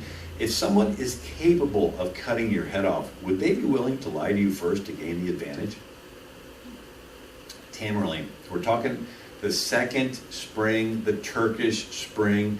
There is a descendant of Genghis Khan named Tamerlane. He kills 17 million people, leaves pyramids of skulls. There's one of them right there. And towers and so forth. And he conquers Central Asia, Black Sea to Moscow, Persia, North India, Damascus to Turkey. His descendants is Babur, who founded Indians' Muslim Mughal Empire. And here's the close-up. He called himself the Sword of Islam, Conqueror of the world. And he told his men to come back with a head in every hand. Right? So there's all these head bodies with their heads. And so he asked his general, goes, where are the infidels that we may kill them? And he says, because I want to be a Ghazi. Ghazi is a Muslim warrior, like Benghazi, right? And so Ghazi is a Muslim warrior. So he said, I want to be a Ghazi, and where are the infidels that we may kill them? And he goes, there's lots of infidels in India. So he goes down there for the sole purpose of killing. He killed millions, right? And he attacked Smyrna, and he, catapulted the heads of the defenders back into the city, and he captured even a Persian sultan, and he was so respected that there was like something that his blood, there would be a great dishonor if the sultan's blood hit the ground, and so he wrapped the sultan up in an oriental rug and had his cavalry ride on top of the rug, and he said, his blood didn't touch the ground. Anyway, so the Byzantine Empire is shrinking, and the Muslim Empire is growing. And when they would conquer a Christian area, they would take their crops and their gold and their boys, called the Dev Shurma, the blood tax, and they would take the boys and force them into their Muslim pederasty, their homosexual culture.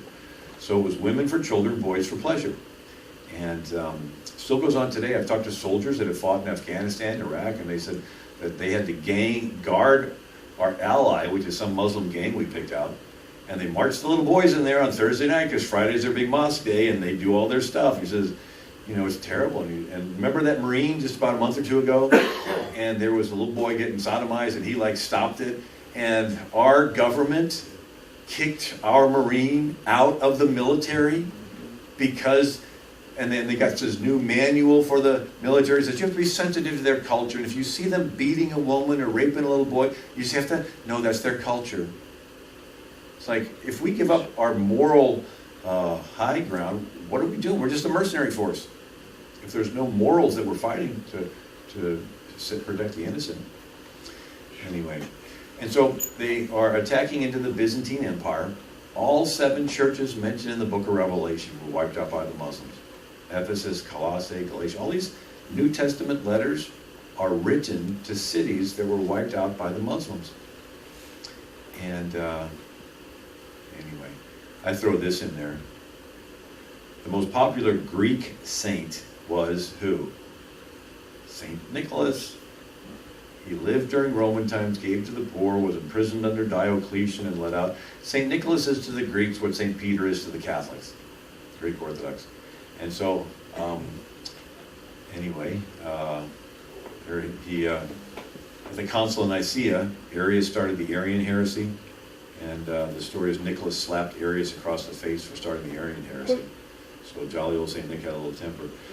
But the Muslims are invading into the Byzantine Empire, and they're trashing the graves of the Christian saints like they did to Jonah's, like they did to St. Mark. You know, Mark, that wrote the gospel, evangelized Egypt, and when the Muslims were in Egypt, they were going to desecrate his grave, so the Christians smuggled the bones of St. Mark out of Egypt by packing them under pork. And they shipped them to Venice, Italy. That's St. Mark's Cathedral there in Venice. And so they were going to trash the bones of St. Nicholas, and so in the year 1087, the Christians moved the bones of their St. Nicholas from Myra, Asia Minor, all the way over to Bari, Italy. B-A-R-I, Bari, Italy, and they built a cathedral. And since this is the most popular Greek saint that has been moved over to the Catholic West, the Pope decides to honor him by having a church built, and Cattedrale Niccolò de Bari, Cathedral of Nicholas of Bari. And the Pope that dedicated the church, where St. Nicholas's remains are, is Pope Urban II. Now, you may not be up on all your Pope names, but that's the same Pope Urban II that goes to the Council of Clermont and begs these European kings to send help to these Greek Christians that are getting killed. And so he says, and Jesus said, leave the 99, go after the one. And so they send help to the Greek Christians. It's called the what? The Crusades. 9 major crusades in 200 years. Anyway, Richard the Lionheart led the 3rd crusade. He left his brother King John in charge of England. Remember the Sherwood Forest and the Nottingham and who? Robin Hood story that took place during the 3rd crusade, right? Richard the Lionheart. Richard gets back to England and gets shot and killed, taken back a castle in Normandy, and his brother John rules again, and King John has arbitrarily taken away land and arrested people, and so 25 barons surround King John on the fields of Runnymede in 1215 AD and force him to sign the Magna Carta, the first document limiting the arbitrary power of a king, 800 years ago this year. And I was born in a city named after the guy that led the 7th and 8th Crusades, St. Louis, Missouri. So St. Louis was King Louis IX, and he led the 7th and 8th Crusades. When the Crusades ended, the Muslims pick up where they left off, and they went back to invading Europe. So the Crusades lasted for 2 centuries. The Muslim Crusades lasted for 14 centuries. And the Crusades, I don't know, maybe killed 1 million people. The Muslim Crusades killed, which is still going on, killed an estimated 240 million people. More people have been killed by Muslim crusades, Muslim jihadists, Muslim state than communism. Then Mao Zedong killed 80 million. Genghis Khan killed 30 million from Korea to Hungary. Napoleon's wars killed about 6 million. And so more people have been killed by jihad Islam. Not the moderate Muslims, they weren't doing the killing. Just this violent section of them. So in the year 1300s, the Muslims still control Spain, control North Africa, control the Zanzibar coast down to Madagascar, over to Indonesia, northern Indian Mughals, Central Asia, and my power in there. And so the website plugging in. Hit the power button on that. There's a little switch on there, sorry.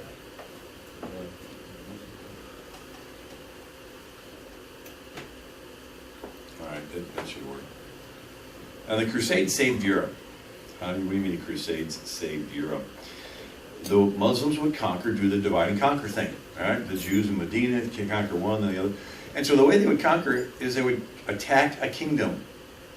And the other kingdoms would say, well, at least he's not attacking us. Maybe we'll keep our heads low, and maybe he would bribe one kingdom to not show up on the day of battle. But he'd do the divide and conquer. The Crusades caused the Europeans to see the big picture. And it was, I may not like the Spanish, English, and French, but I'll work together with them against these Muslims because they want to kill us all. So like the 13 colonies in America did not get along. They chase each other out of each other's colonies. But then they said, we have to work together against the King of England because he wants to take away all of our rights. And it had us see the bigger picture of the United States. And so Europe began to see itself, instead of a bunch of kingdoms, it saw itself as Europe, as Christendom. All right, they saw the big picture. So the Muslims invade into Serbia, Wallachia, Moldova, Hungary, Transylvania, all those Eastern European countries, Serbia. They're fighting off this Muslim horde, so the rest of Europe can have its art, literature, and music. By the year 1450, the Ottoman empires crossed the Bosporus. Now, what are these green and brown? Those are Venetian and Genoan merchant territories. They're actually selling military goods to the Muslims, knowing that the Muslims are going to turn around and use it to attack the Christian Greek defenders of Constantinople. They don't care.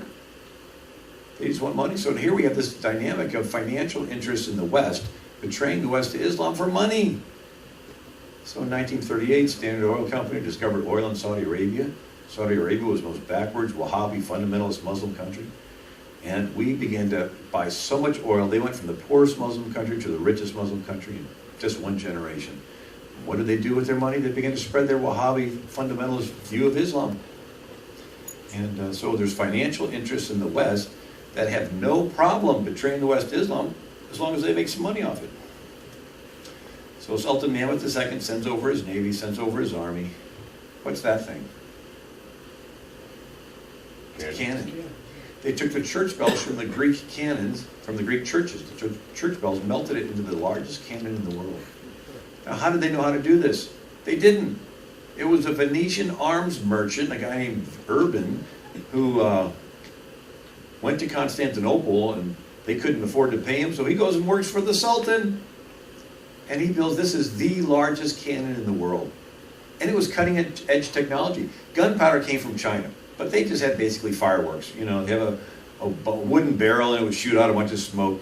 And so they invented something called corned gunpowder, where it was 30% more explosive, and they would blow up the wooden barrel, so they needed to make metal. And so there was this whole science of metallurgy, of how you make these things and how you have them cooled the right way so they don't crack. And so here's Urban using Western military technology to help these Muslims. Sort of like in Iran, they're wanting to use Western military technology to build nuclear missiles to fire against the West. So back then it was gunpowder, today it's nuclear power, but they're using Western military technology against the West, and there are those in the West that have no problem helping them. In 1453, Sultan Mehmed II conquers Constantinople. And they rape and pillage. Somebody was bribed to leave one of the gates open. And they turned the largest Christian church in the world into a mosque. Hagia Sophia, St. Sophia's. It had 4 acres of gold mosaics, the Muslims covered with whitewashing Quran verses. But the big change happened, it ended the trade routes. People forget, in the 1st and 2nd century, the Han Dynasty in China sent ambassadors to the Roman Empire. And there's record of it. And even in 1271, Marco Polo went from Venice, Italy to China, worked for Kublai Khan, the grandson of Genghis Khan. Marco Polo brings back to Europe spaghetti noodles. gunpowder, thread from worms, silkworms, China plates, the porcelain, we call it China because it came from China. The Chinese had invented the wheelbarrow. You think of it, when Columbus came to America, the Native Americans had not even invented a wheelbarrow. And the Chinese had it from the 2nd century on. Chinese invented a Pony Express and invented the compass. The Chinese invented paper from tree pulp rather than from papyrus reeds. And what did they make with paper? Currency. If you have currency in your wallet, it was the Chinese that invented that during the Yuan dynasty. That's why they call the Chinese currency the yuan to this day. And so the Europeans wanted to trade with China, and India had teas, dyes, and spices, so they wanted to trade with India.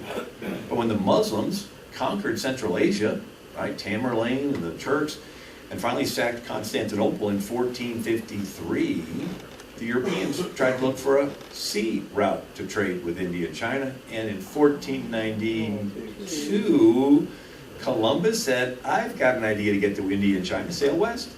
He runs into some islands, he thinks he's in India, so he names the people he meets the Indians. Think of it, we never would have called Native Americans Indians if it had not been for Islamic Jihad, if it had not been for ISIS, if it had not been for the Islamic State cutting off the land routes to India and China. And if we would never have called Native Americans Indians, we certainly wouldn't have had a state named Indiana. We wouldn't have had a state named Indiana if it had not been for Islamic Jihad cutting off the land routes in India and China. Wow. So all those people that hate Columbus with a passion need to turn one chapter back in the book and say, the reason Columbus set sail were the Muslims, the ISIS, the Caliphate, cutting off the land routes to India and China.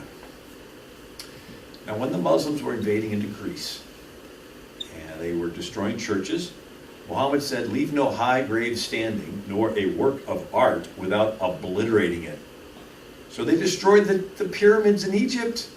They actually had a commission, the Muslim Sultan did, to seek out Egyptian tombs to raid them.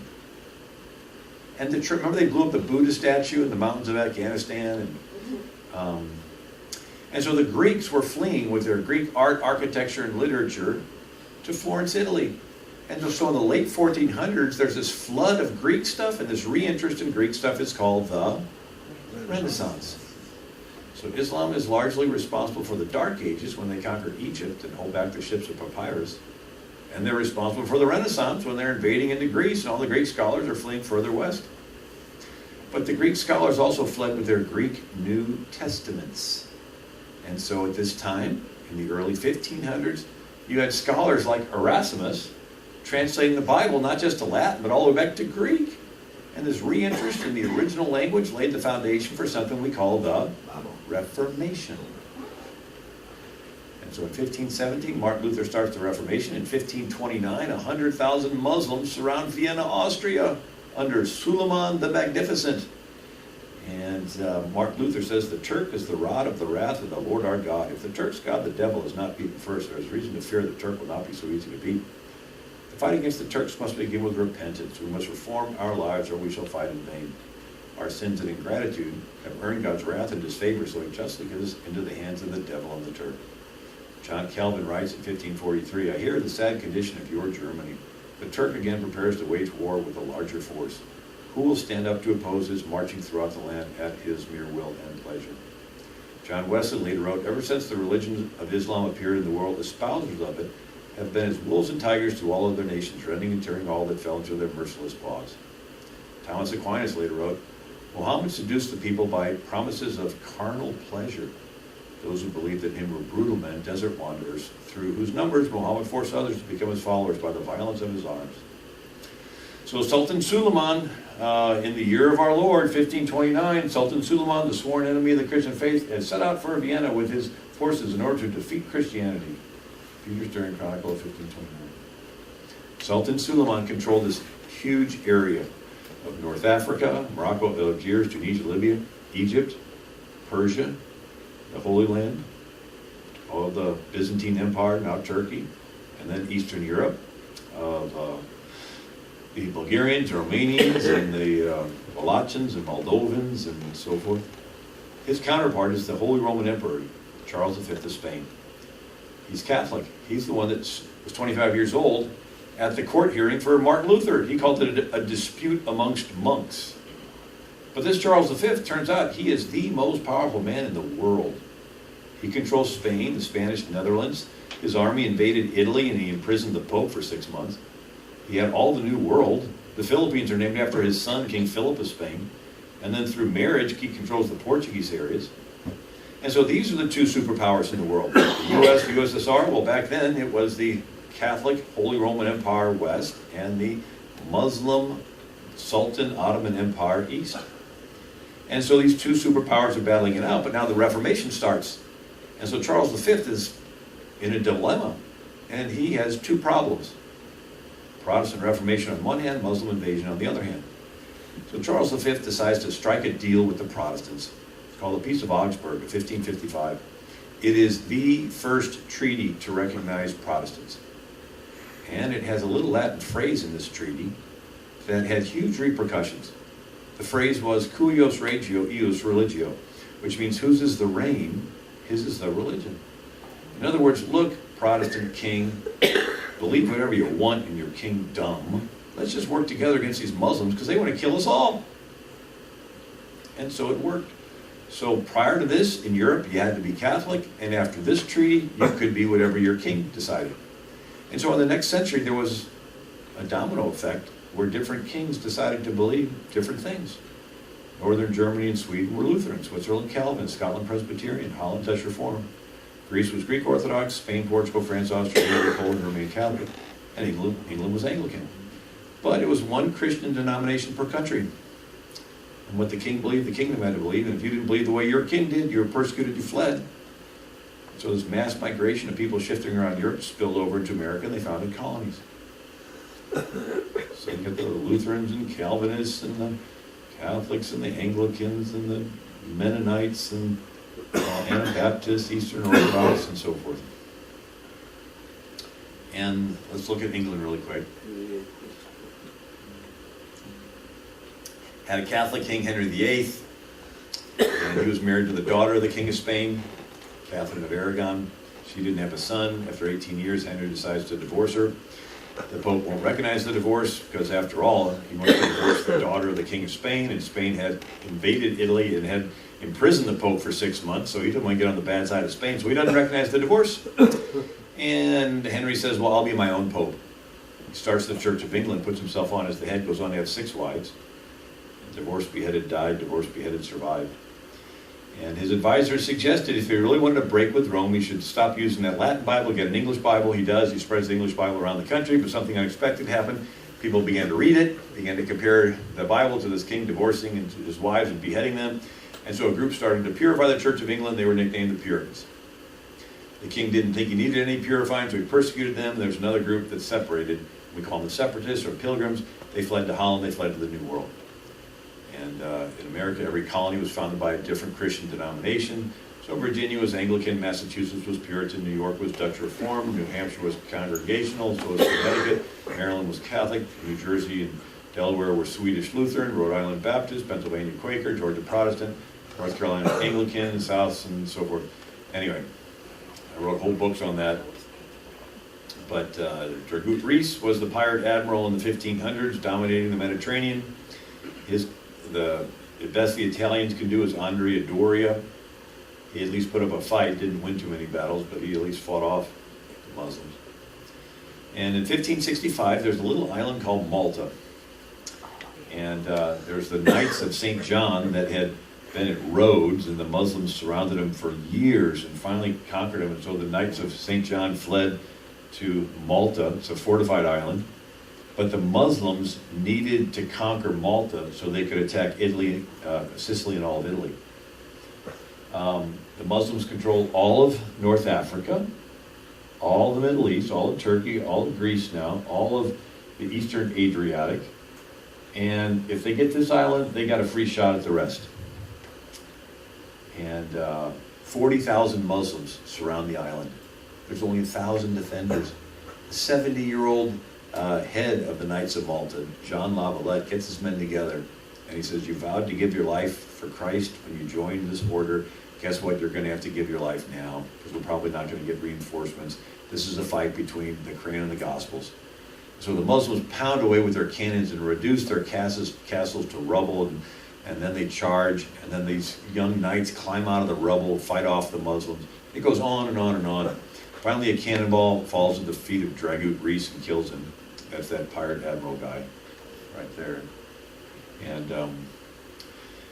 And they blast through the last wall of the last fortress, and the old John La Valette stands in the gap, and the dust settles, and these Muslims see this one old guy standing there all by himself. And they're like, yeah. And then the other guys are like running away, and they're like, well, he's going to die, we're all going to die, we may as well die with him. And so they charge out. And then they don't just charge, they go out of the castle, and they're pouring down the hill, chasing them. And the Muslims didn't expect to have to retreat. You're charging, now you got to... And so they trip over themselves, and then they get routed. Finally, just a couple boatloads of reinforcements come. And the Muslims are like, oh, if this small group could fight so valiantly, now they got... And so they pull away on what date? September 11th, 1565. This is the first major defeat of the Muslim Navy on the Mediterranean.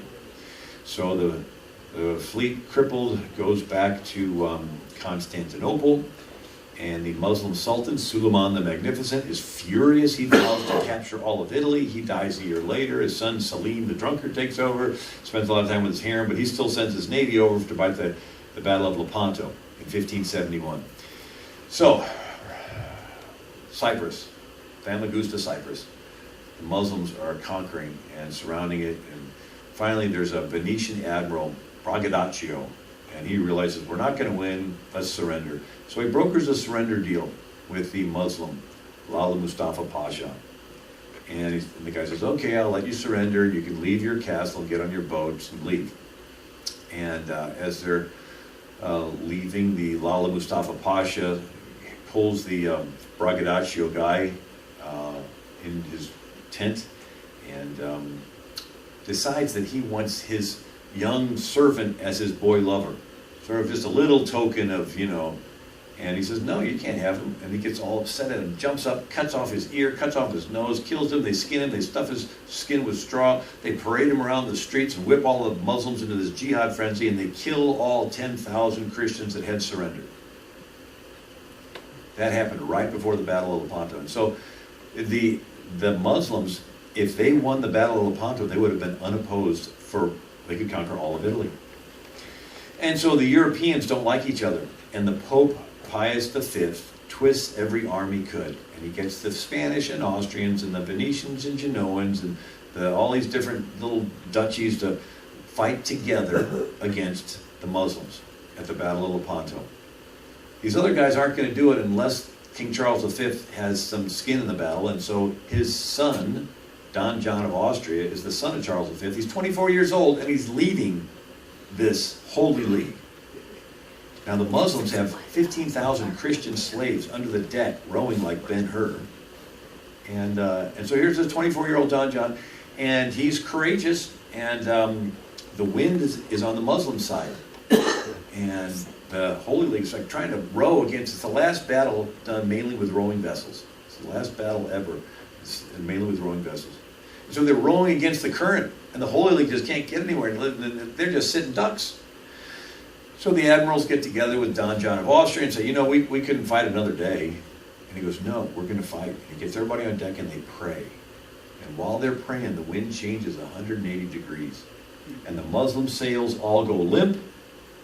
And the Holy League sails all fill up with air, and they get the total battlefield advantage. They slam into the Muslim ships, and they capture or sink 200 of the 200 Muslim ships. And chop off the Ali Pasha's head, and what 30 ships crippled went back to Constantinople. They rebuilt their fleet, but all their experienced sailors were dead. And so this was considered the breaking of the back of the Muslim control of the Mediterranean Sea.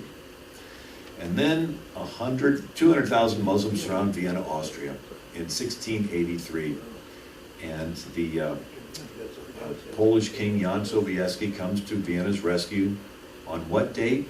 September 11th, 1683. The same year Pennsylvania is being founded by William Penn. And so it's the largest cavalry charge in world history up to that date. 40,000 big Polish hussar horses. The soldiers had made wings for their back, And so when they charged, it made this enormous flapping, whistling noise, and the Muslims freaked out, dropped their weapons, and fled. Jan Sobieski was considered the savior of Western civilization. And so they go into the abandoned Muslim tents, and they find these bags of beans, coffee beans. And they realize this is this new Muslim drink that allowed them to fight day and night. And shortly thereafter, this Polish general, George Franz Klaszczewski, opens the first Vienna coffee house.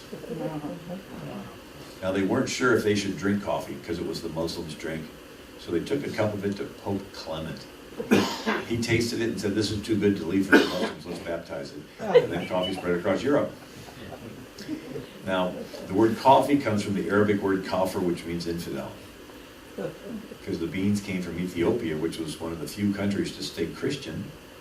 And so the Muslims, it was Abyssinia, remember the Queen of Sheba and the Ethiopian eunuch and all that. So Ethiopia was Christian. So the Muslims called the Christians in Ethiopia kafirs or infidels. And so since the bean came from there, they call it the kafir bean, or as we pronounce it, coffee bean. So have you had your cup of infidel today? But it's okay to drink. Pope Clement said so. And now the bakers in Vienna were up early, and they heard the noise underground that the Muslims were tunneling. They called them miners, and they were digging tunnels under the wall. And they would set explosives and then blow up, and that whole section of the wall of the city would just crumble, and the Muslims would charge in. And so these bakers heard this noise. They tell the soldiers, they put out buckets of water, and they see the little ripples and circles, so they can sort of figure out where they're tunneling. Well, they dig a tunnel and intercept it, and they get in there. The Muslims had packed it with explosives, and they had sealed it off, and all was there was the fuse, and they were lighting the fuse, and these guys at the last minute were able to pull the fuse out, and it didn't explode. And so they were going to reward the baker for saving the city. And he said, "I don't need a reward. Just give me the sole permission to cook a pastry in the shape of the Muslim crescent." And it was called croissant, the crescent. So the next time you have coffee and croissant, you can celebrate the victory of the Battle of Vienna, September 11th, 1683. And then in 1697, 100,000 Muslims invade Serbia and Hungary, and it's called the Battle of Zenta. And 500 Serbs and Hungarians died, but they killed 30,000 Muslims. It's a terrible defeat for the Muslims, and it happened on what date? September 11th, 1697. They've had these major slapdowns. And so whenever they get defeated in a major way, they become less violent. They have to go back and recoup, and so Captain John Smith had founded Virginia, spent 5 years fighting the Muslims in Hungary before he founded Virginia. I wrote all about it. One of the pilgrim ships, in 1625, the pilgrims had saved up 800 pounds of beaver skins, and they sent it back to England for trade in a Turkish man of war. A Muslim pirate ship captured it in the English Channel, took it to Morocco, sold it into slavery. In 1798, Napoleon invades Egypt and conquers their army in 2 weeks, and he's going to introduce liberty, equality, right, democracy. There are no words in the Arabic language for liberty and equality. And anyway, and then the Muslims would capture Europeans, and so instead of going through the Catholic orders, they would pay an annual tribute. So England, Spain, and Sweden, France would pay millions of dollars to these Muslim pirates. And when America becomes independent of England, Morocco says, "You're your own country?" Yeah, we're our own country. That means you've got to pay your own extortion tribute payment. So pay-ups, so they began to, it's called the Barbary Pirate Wars. They began to capture our American ships and stick our crews in the dungeons of Algiers, Tunis, and Tripoli. Thomas Jefferson met with the Muslim ambassador in Paris saying, "What did we do to offend you? Why are you attacking us?" And he writes, "The ambassador answered us that the laws of the Prophet written in their Quran, that all nations who should not acknowledge their Islam's authority were sinners, and it was their right and duty to make war upon them wherever they could be found, and to make slaves of all they could take as prisoners, and every Mussulman who should be slain in paradise, slain in battle, was sure to go to paradise." So we're always trying to figure out, what did we do to offend them? Nothing. It's just you are not a follower of the way. And therefore, they're commanded to be ruthless to you and to fight you and kill you. So we were paying 20% of our federal budget. Here's Captain William Bainbridge delivering bags of gold that we borrowed from the Dutch. to the Day of Algiers. Jefferson becomes the third president and gets fed up. The day after his inauguration, he got a demand from the leader, the Day of Algiers, for $250,000 extortion payment. He said, pay up or we'll declare war. And Jefferson said, I'm not going to pay up. He said, I did the only reasonable thing. I sent a squadron to the Mediterranean. Right? And so it's called the Barbary Pirate Wars. The Muslims were defeated, but then they broke the treaty, and so James Madison had to send in Stephen Decatur. Decatur, Illinois is named after him. We had a brand new ship called the Philadelphia that was escorting our commerce through the Mediterranean. It runs aground on an uncharted sandbar, and they couldn't get free.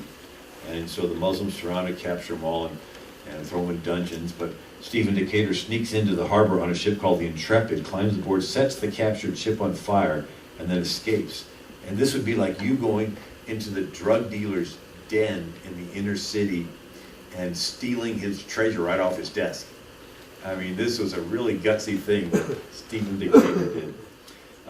We forced them to sign a treaty, and Decatur wrote, Algerians were believed to be masters of duplicity, willing to make agreements and break them when they found convenient.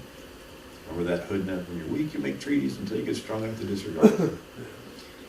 Francis Scott Key was so happy at the winning of the Barbary Pirate Wars that he writes a song to the same tune that 9 years later he writes the Star-Spangled Banner to. It's when the warrior returns from battle afar. This is our first foreign engagement as a nation, and we win. In conflict resistless, each toil they endured, till their foes shrunk dismayed from the war's desolation. And pale beamed the crescent, its splendor obscured by the light of the star-spangled flag of our nation. Where each flaming star gleamed a meteor of war, and the turban head bowed to the terrible glare. That mixed with the olive, the laurel shall wave, and form a bright wreath for the brow of the brave. And we pound away in 1816, the British and Dutch freed 3,000 more. John Quincy Adams says, in Islam, treachery and violence are taught as principles of religion. Winston Churchill, in Islam is a system of ethics which regards treachery and violence as virtues rather than vices. And so that was the Turkish Spring. And after World War I, the Turkish Ottoman Empire was disbanded, and the Muslim world viewed itself as defeated, and their presidents and kings decided they wanted to be like the West. And so they would dress in business suits and send their kids to Western schools to teach English in their country, sort of like the Shah of Iran. Remember him? Like, loved America. I met his son. I mean, they were like great. And so that was going along great. The whole Muslim world had said goodbye to their violent Muslim past, and they were all moving in the Western direction and becoming less violent and more like Western. And then the Muslim Brotherhood was started in 1928. And they said, stop trying to be friends with the infidel West, where you're commanded not to be friends with infidels. You got to get back to conquering the world for Allah. And so they would target these secular presidents and secular kings, and we would prop up these secular presidents and secular kings, and that was the battle. But they would infiltrate the military. You know, we're talking about how Muslims are now serving proudly in our military. Well, that's what they did. The Muslim Brotherhood infiltrated the Egyptian military, and Anwar Sadat was friends with America. We, sort of pressure him to make a treaty with Israel. It's all sort of going great. Well, the Muslim Brotherhood infiltrated the Egyptian military, and they're having a parade. And here's Anwar Sadat in the bandstands with all the brass, and the Muslim army is marching in, the Egyptian army. Well, the Muslim Brotherhood had infiltrated it, and when they get in front of the bandstands, that section of Muslim Brotherhood people turn and spray the bandstand with machine gun bullets, kill Anwar Sadat. Mubarak falls off the back, but survives. And anyway, so we're supporting Mubarak against these crazy Muslim Brotherhood people until our current president decided to not help Mubarak. So Obama goes to Cairo, his first speech as president, and he goes there and he disinvites Mubarak. And he fills all the front rows with Muslim Brotherhood people. And then brings his community organizers over there, and they help overthrow the Mubarak government, and they set up Morsi, a Muslim Brotherhood person in there. And so I have a friend named Zudi Jasser, and he reminds me that the majority of Muslims are not violent. And he said, look at Egypt, 26 million Egyptians gathered in Tahrir Square to throw out the Muslim Brotherhood. And they blame our president for having brought them in. And now, are Christians equal in Egypt? No, they're second-class citizens, but they've learned how to survive. and they're happy surviving rather than being killed. I talked to a General Saad, and he was a general in Saddam Hussein's army. I didn't know you had Christians, and yeah, it was a Chaldean, Iraqi Christian. He says the Christians survived by being the best doctor, the best engineer, the best lawyer. You know, and you may not like them, but if you're getting operated on or whatever, you want the best. He said Saddam Hussein had 6 palaces, and they were all staffed by Chaldean Iraqi Christians, because he knew they would not slit his family's throat in the middle of the night. Oh my God. And now, yes, he was a dictator, but there's never been democracy in those countries because there's no concept of equality. And anyway, so we began to abandon our allies and change our foreign policy. Woodrow Wilson, as the Ottoman Empire, before World War I, the Ottoman Empire started falling apart, and Greece breaks away, other countries break away, Armenia wants to break away, and they say no, and they kill millions of Armenian Christians. March them into the desert, march them off of cliffs. And then there's a new leader of Turkey named Ataturk, and he says, I want to change our image and make it a secular Turkey. And so he puts the military in charge of politics to make sure it doesn't get fundamentalist ISIS caliphate type Muslim again. And so Turkey becomes secular. He outlaws the Arabic language. He outlaws the fezzes and the burqas. He makes everybody dress, has them shave off their beard. I mean, he makes them all look like Westerners, and it's moving in this direction until this guy got elected, the current guy in Turkey, Erdogan. He pretended like he was a non-violent, secular type Muslim until he gets in, and now he's wanting to reestablish the caliphate, reestablish the Turkish Ottoman Empire. Basically, they want a USSR of Islam. They want to pull the rugs out from all these kings and presidents so they can have a one Muslim world under one Muslim leader called the Caliph. And so this is the Arab Spring. And so the Muslim Brotherhood said, Allah is our objective, the Quran is our constitution, the Prophet is our leader, jihad is the way, death for the sake of Allah is the highest of our aspirations. And I got all these verses about killing the unbelievers. But the Muslim Brotherhood plan is based on the 2 cities Muhammad lived in. So when Muhammad was in Mecca, he was just a religious person. When he's in Medina, he becomes political military. So the majority of Muslims are not violent. But the Muslim Brotherhood plan is just pose as a Meccan religious Muslim to gain access into all these countries and to get jobs and get into positions and get into the military and get into the FBI and the Homeland Security and get into all these positions. Just be a regular person, but you're just a religious type Muslim. And then when the signal is given, you become a Medina Muslim, and you go, and that's how they had this coordinated, what we call Arab Spring, and they threw out the governments of these countries. And so Jimmy Carter pulls the rug out of the Shah, and I mean, the Shah of Iran was a friend of America. That's the fundamentalist Ayatollah take over Iran. Nixon, when the Muslims killed 2.5 million, I'm going to skip past some stuff. So they get a shot in the arm in 1938 when oil is discovered in Saudi Arabia. And Saudi Arabia goes from the poorest Muslim country to the richest Muslim country. Istanbul still had Christians, but in 1955 they had whipped their followers into a jihad frenzy and chased the Christians out. 1971, Muslims killed 2.5 million Hindus, and Nixon and Kissinger did nothing. I love Reagan, but when they blew up our Marine barracks in Lebanon, killed 241 Marines, Reagan was responsible for the withdrawal. And there's so much more here. I feel like I'm over time. Are you still, did I put anybody to sleep? Are you still here? I think this is interesting. What is Sharia law? Sharia law is trying to be like Muhammad. Muhammad was the best Muslim. So Christians want to be like Jesus, Muslims want to be like Muhammad. I point out, though, Christians don't believe they go to heaven by being like Jesus. They go to heaven because they believe that Jesus died on the cross as the Lamb of God to pay for their sins. And they want to act like Jesus to show the rest of the world how much God loves them. But Muslims believe their chances of going to paradise is based on how closely they can follow Muhammad's example. It's a religion of works. And anyway,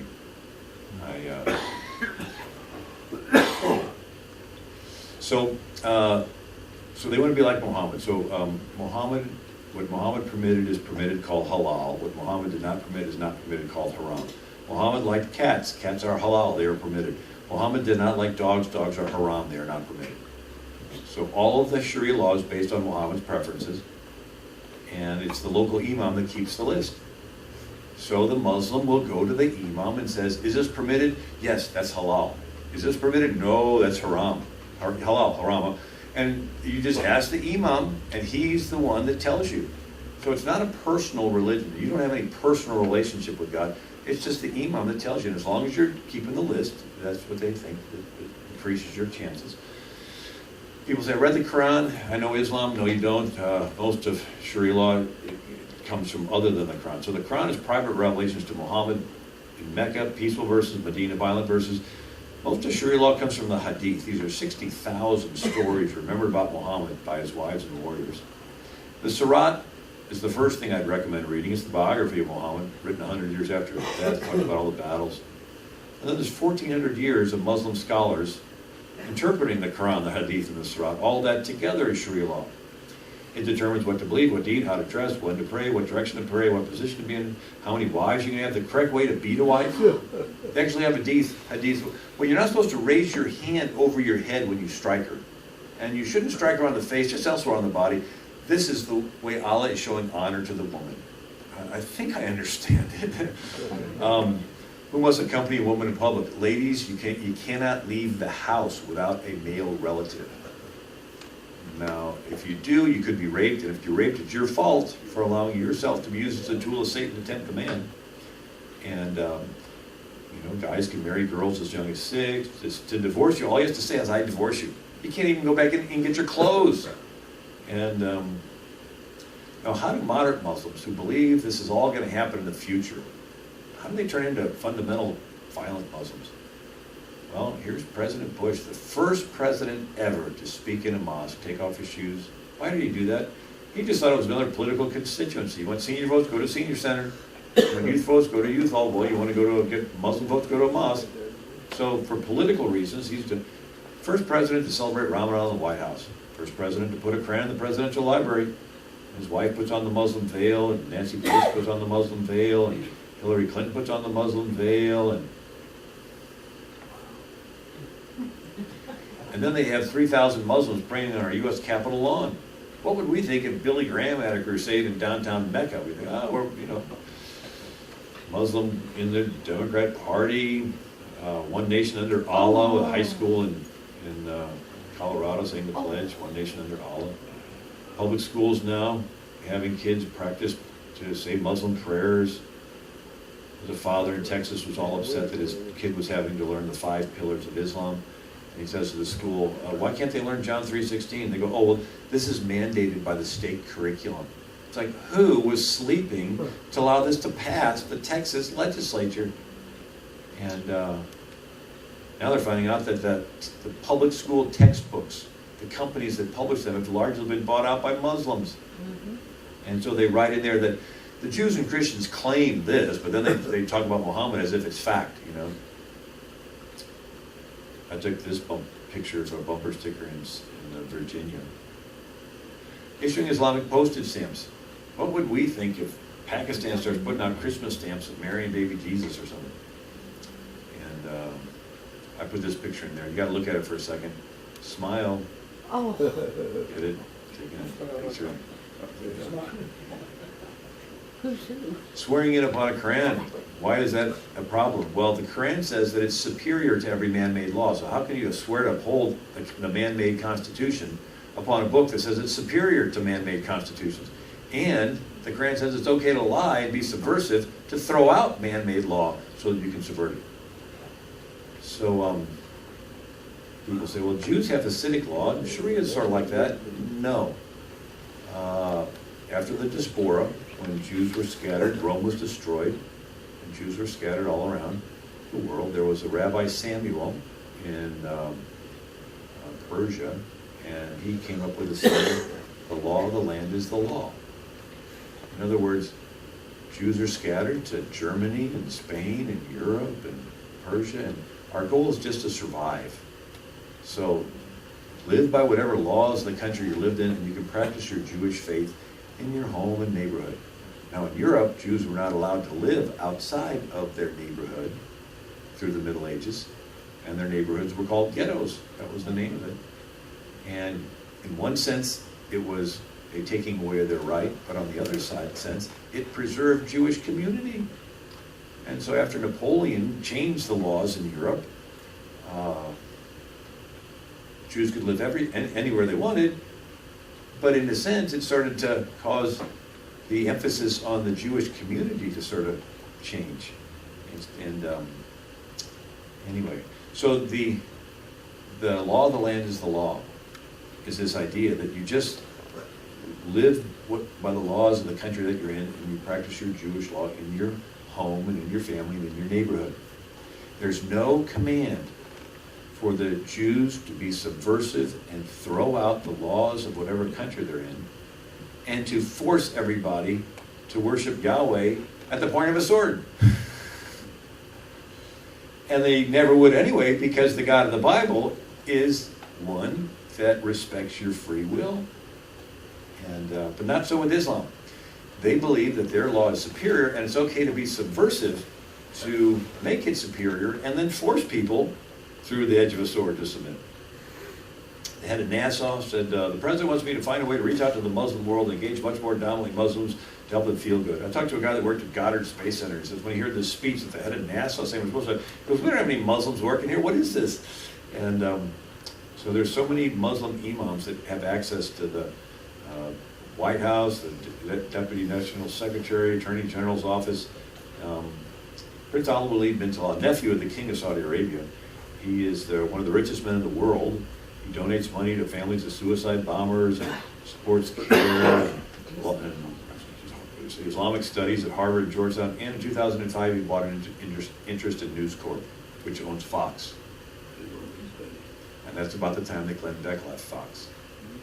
And his idea is you jihad through money, and you're really wealthy, you buy a big interest in these Western companies, and guess what? Nobody wants to offend their company owner.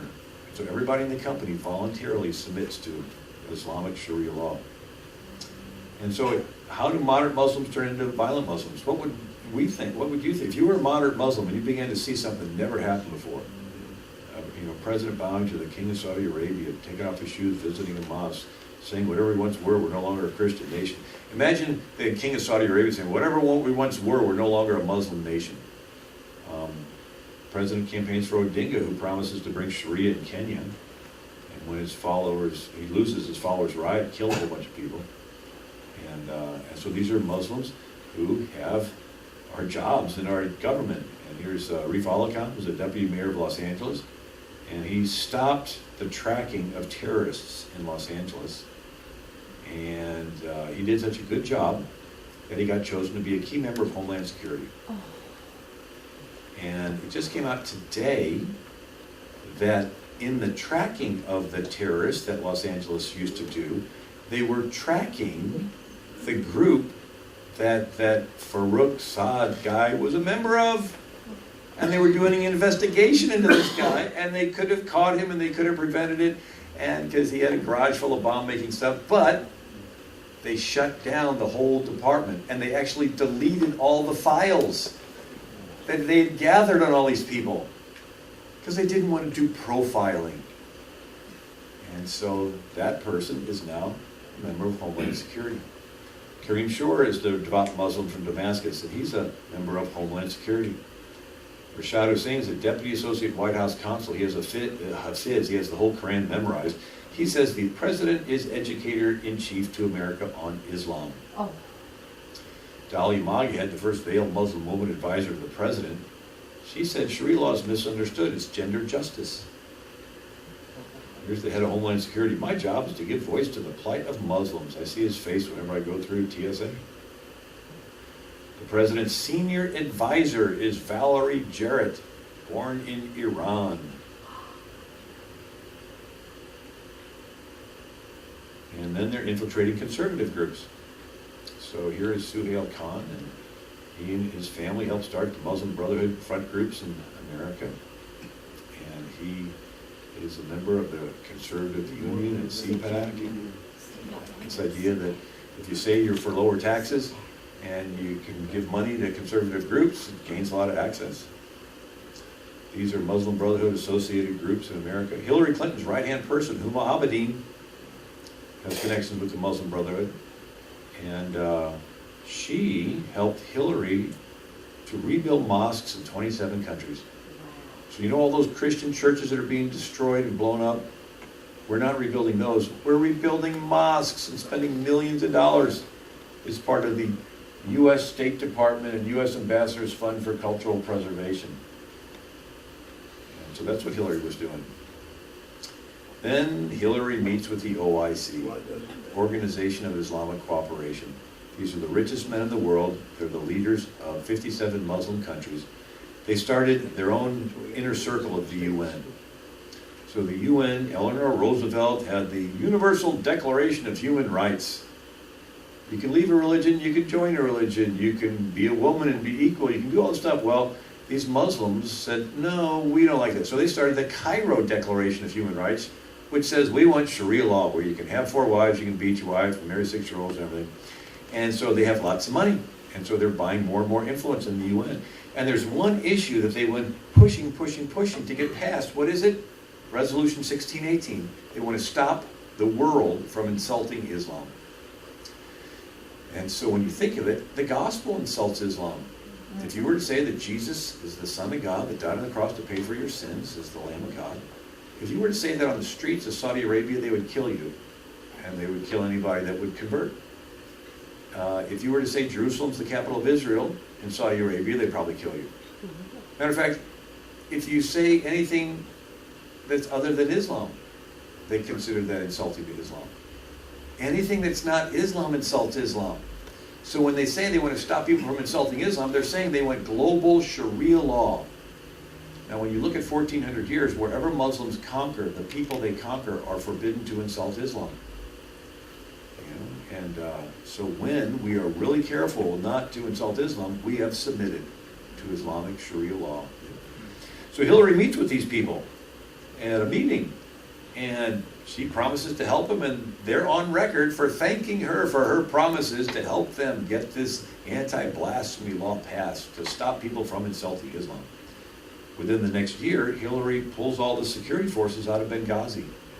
And when the attack happens, she says, we got to stop people from insulting Islam. It's this video insulting Islam. And Susan Rice says, it's these people insulting Islam. And the president says, we got to stop. Future does not belong to those who insult the prophet of Islam. And it's all these people that, oh, it's insulting Islam, insulting Islam. And then they find the journal of the ambassador saying, why isn't you, 100 times I've asked you to help, you're not sending it, why? And then Hillary says, what difference does it make? It was a long time ago. Let's move on.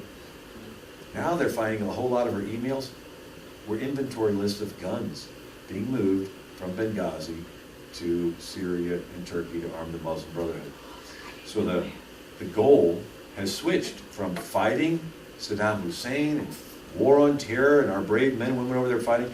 Now we've switched sides in the war on terror, and now we are in favor of the caliphate. We are in favor of setting up this USSR of Islam, and to do that, they have to get rid of all the presidents and kings. And so our president took out Gaddafi. I still have a hard time wrapping my mind around this. We were not at war with Libya.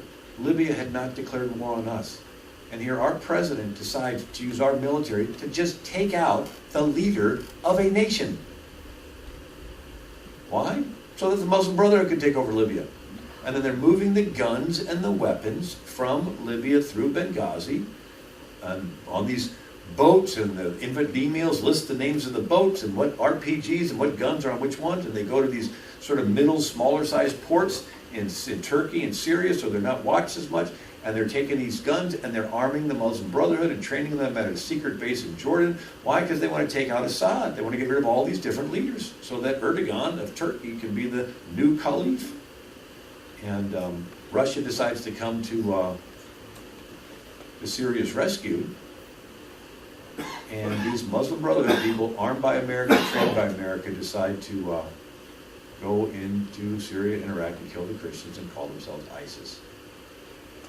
And our government even admitted that, yes, they are using American guns.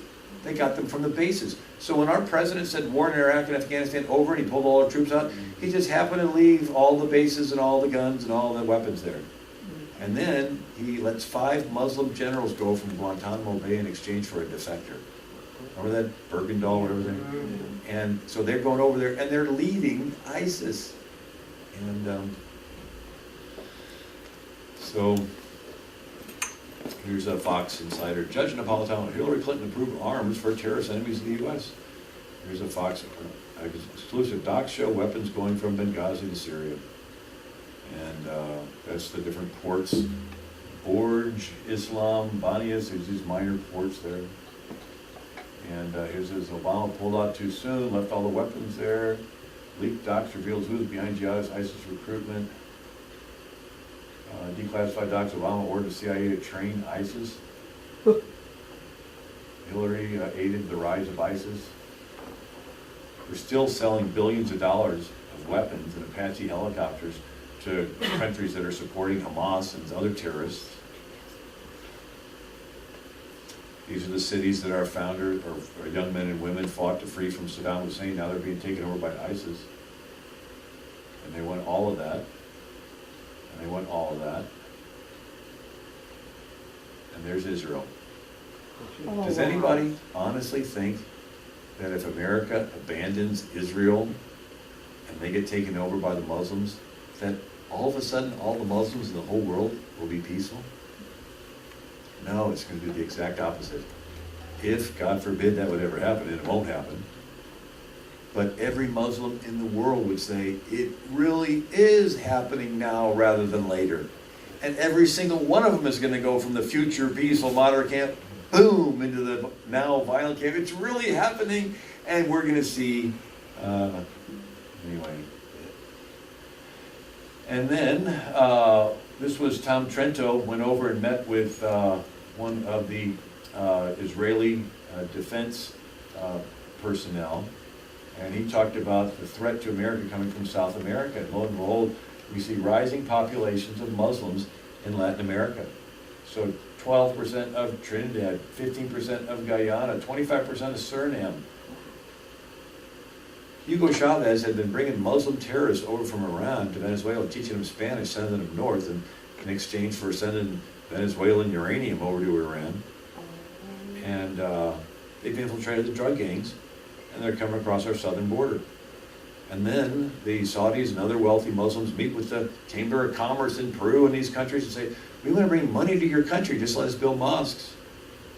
And so here's all the drug traffic, and that's why you're seeing more and more beheadings and so forth in Mexico and Latin America. Here's the Breitbart. GOP rep, Mexican, ISIS, drug cartels are talking to each other. Former Homeland Security advisor, very, very true. ISIS may have crossed the border. ISIS running training camps on the Texas border.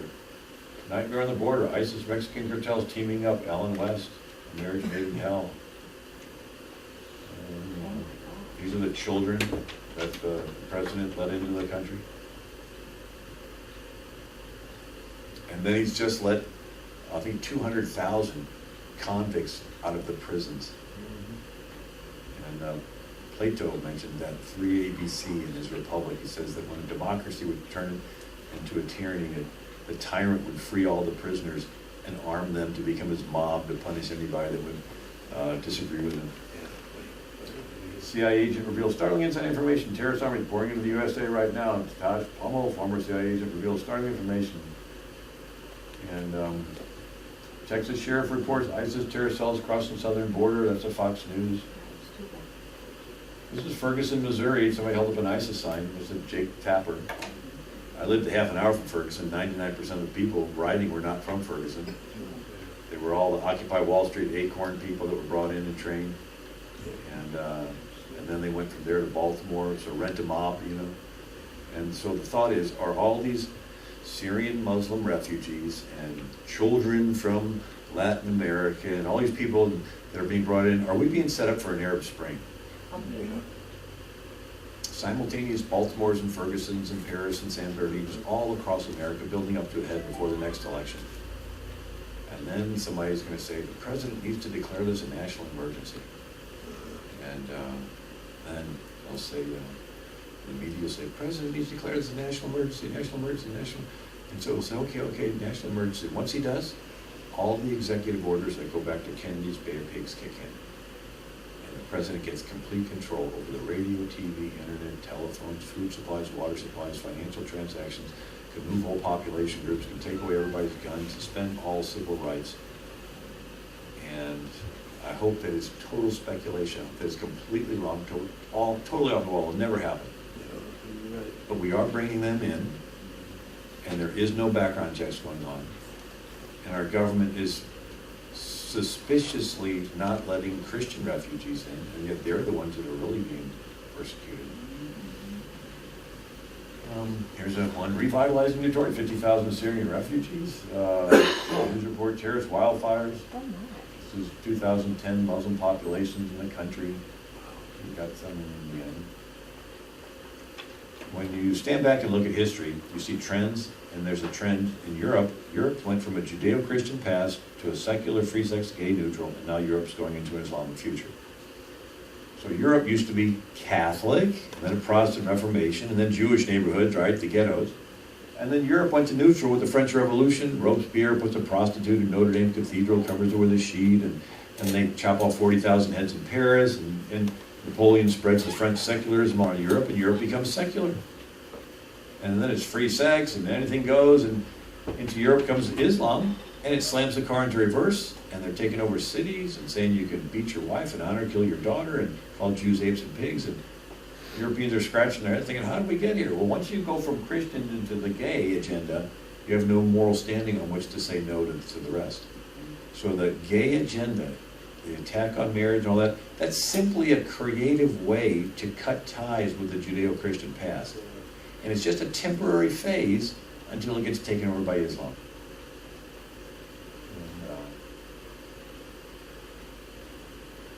And, it tells the military, accept gays in the military or resign. So what's going to happen? The Christians are going to step out. There's not going to be any Christians left in the military. And then he'll bring in the Muslims. So we're telling our women in the military have to wear the burqas and veils so that they don't offend the Muslims. And what's wrong with our military bowing to Mecca? Well, when you understand RPM, it's a religious system, a political system, and a military system. This is the equivalent of pledging allegiance to another city. And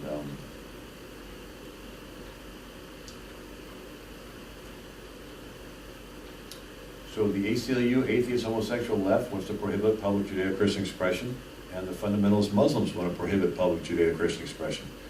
So the left and the Muslims see themselves working together, right? So Islam and liberalism are helping Western civilization to commit suicide.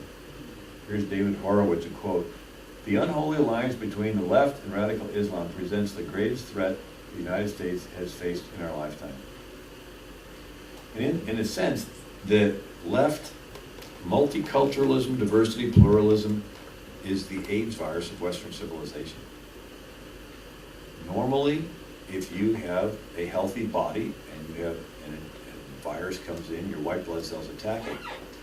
So if you have a body politic and you have a group that comes in, we're going to do polygamy, we're going to marry 6-year-olds, we're going to beat our wives, we're going to do female genital mutilation, you're going to have a bunch of tough guys going to the neighborhood and says, no way. We're going to pressure our politicians and say, no way. We're going to say, but if you have AIDS, you say, well, you got to let them do that. It's their culture. But look what they're doing. No, you got to let them do it. It's their culture. But no, you got to let them do it.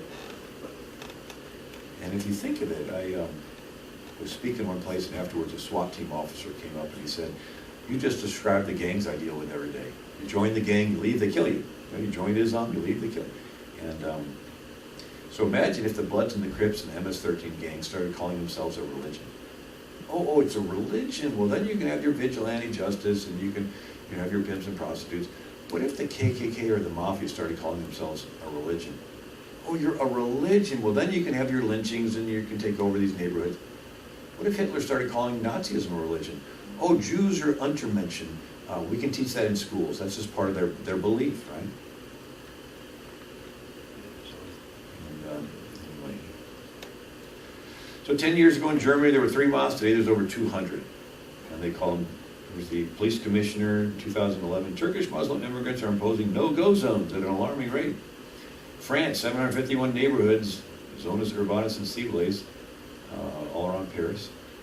Britain, they have all these cities that have been designated to become Islamic Emirates, independent Muslim countries. Liverpool, Manchester, remember the Beatles, you know, and Birmingham.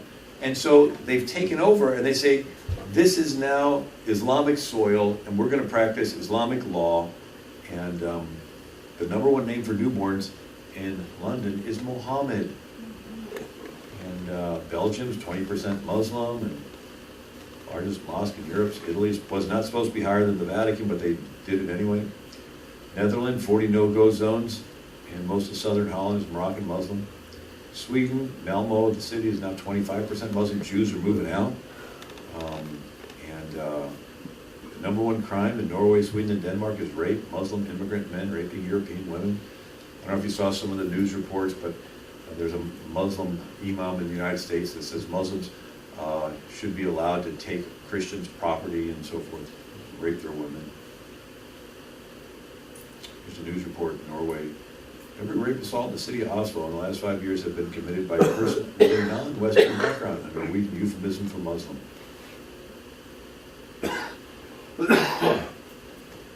So it's actually a brilliant strategy. You take advantage of diversity, multiculturalism, freedom of religion to immigrate in, and then you organize and take over politically.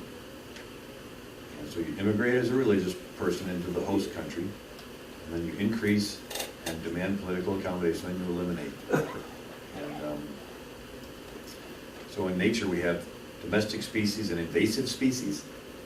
And so, you know, we've got ants and killer ants and bees and, you know, or fire ants and then killer bees. And so you have domestic ideologies, doing to others as you would want doing to you. Be nice to the stranger because you will want the stranger in Egypt. And even Buddhism has this karma. What goes around comes around, so you want to be nice to people because it's going to come back. And Islam has submission. Well, so the religion of Islam is okay. The political Islam is not okay. Now, do I agree with the religion of Islam? No, but to be honest, it really doesn't bother us how many times somebody wants to pray and what direction they pray. But political Islam, it does bother because that affects the people in the country. So there's freedom of religion in America, but is Islam just a religion? Well, here's a way of thinking of it, the word light, L-I-G-H-T. Light is a source of illumination. In grammar, that's called a noun. Light is an adjective. It's the opposite of the word heavy. And then light is a verb, like you're going to light a fire. So light is one word with three meanings. It's a noun, an adjective, and a verb. So Islam is one word with three meanings. It's a religious system, a political system, and a military system. And so religious is what direction it bows. Political is the laws that govern behavior with punishments, like getting hands chopped off, and a military system that wants to get rid of Israel. So, de Tocqueville, 1843, said, there have been few religions in the world as deadly to men as that of Muhammad. Its social and political tendencies are, in my opinion, to be feared as a form of decadence. Winston Churchill, individual Muslims may show splendid qualities, but the influence of the religion paralyzes social development of those who follow it. No stronger retrograde force exists in the world. There's a cardinal Czech from the Czech Republic, Cardinal Volk. Islam assumes state power and rules people. Kurt Wilders, Netherlands. Islam is a political ideology. Islam wants to dictate every aspect of life. Islam means submission. If you want to compare Islam to anything compared to communism or National Socialism, these are totalitarian ideologies. Well, let's do that comparison. What political military systems has the world faced in the last 70 years that had, one, a global conquest aspect to them, and two, wherever they took over, non-adherents were not equal? So last 70 years, what political military systems has the world faced that had a global conquest aspect, and wherever they took over, non-adherents were not equal? Any ideas? Nazi. And communism? Right. You think of it, Nazi, I'm half German, but in the 1930s, America said, look, we love the Germans, but we have to stand against this political military system of Nazism. Why? It has a global conquest aspect to it, and wherever it takes over, non-Nazis like Jews are not equal. And we love the Italians, but we had to stand against Mussolini's fascism. And we love the Japanese, but we had to stand against Emperor Hirohito's imperialism, because he killed 500,000 in Nanking, China. And we love the Russian, but we had to stand against Soviet communism. Why? It has a global conquest aspect. Wherever it takes over, non-adherents are not equal. And we love the Chinese, but we had to stand against Mao's collectivism, because it has a global conquest aspect. Wherever it took over, non-adherents are not equal. Well, today we love the Arab, the Indonesian, the Turk, the Pakistani, the Somali, but we have to stand against political and military Islam. Why? It has a global conquest aspect to it. Wherever it takes over, non-adherents are not equal. Politicians that say Sharia law is compatible with the Constitution, they're either ignorant, or they're afraid, or they're profiting getting business deals or donations to their campaigns, or it's taqiyya. They're just lying to you. Here's a newscast in Detroit. We will use the freedoms of the Constitution to destroy the Constitution. Dwight Eisenhower, Time magazine, 1952, said the Bill of Rights contains no grant of privilege for a group of people to destroy the Bill of Rights. A group dedicated to the ultimate destruction of all civil liberties cannot be allowed to claim civil liberties as a privileged sanctuary from which to carry on subversion of the government. You can't say freedom of speech, but your goal is to set up a form of government that does not allow freedom of speech. You can't say, oh, we want freedom of religion, but once we take over, we're not going to allow freedom of religion. You ever see this bumper sticker? For this to work, each group would have to teach itself to be nice to those that are not in its group.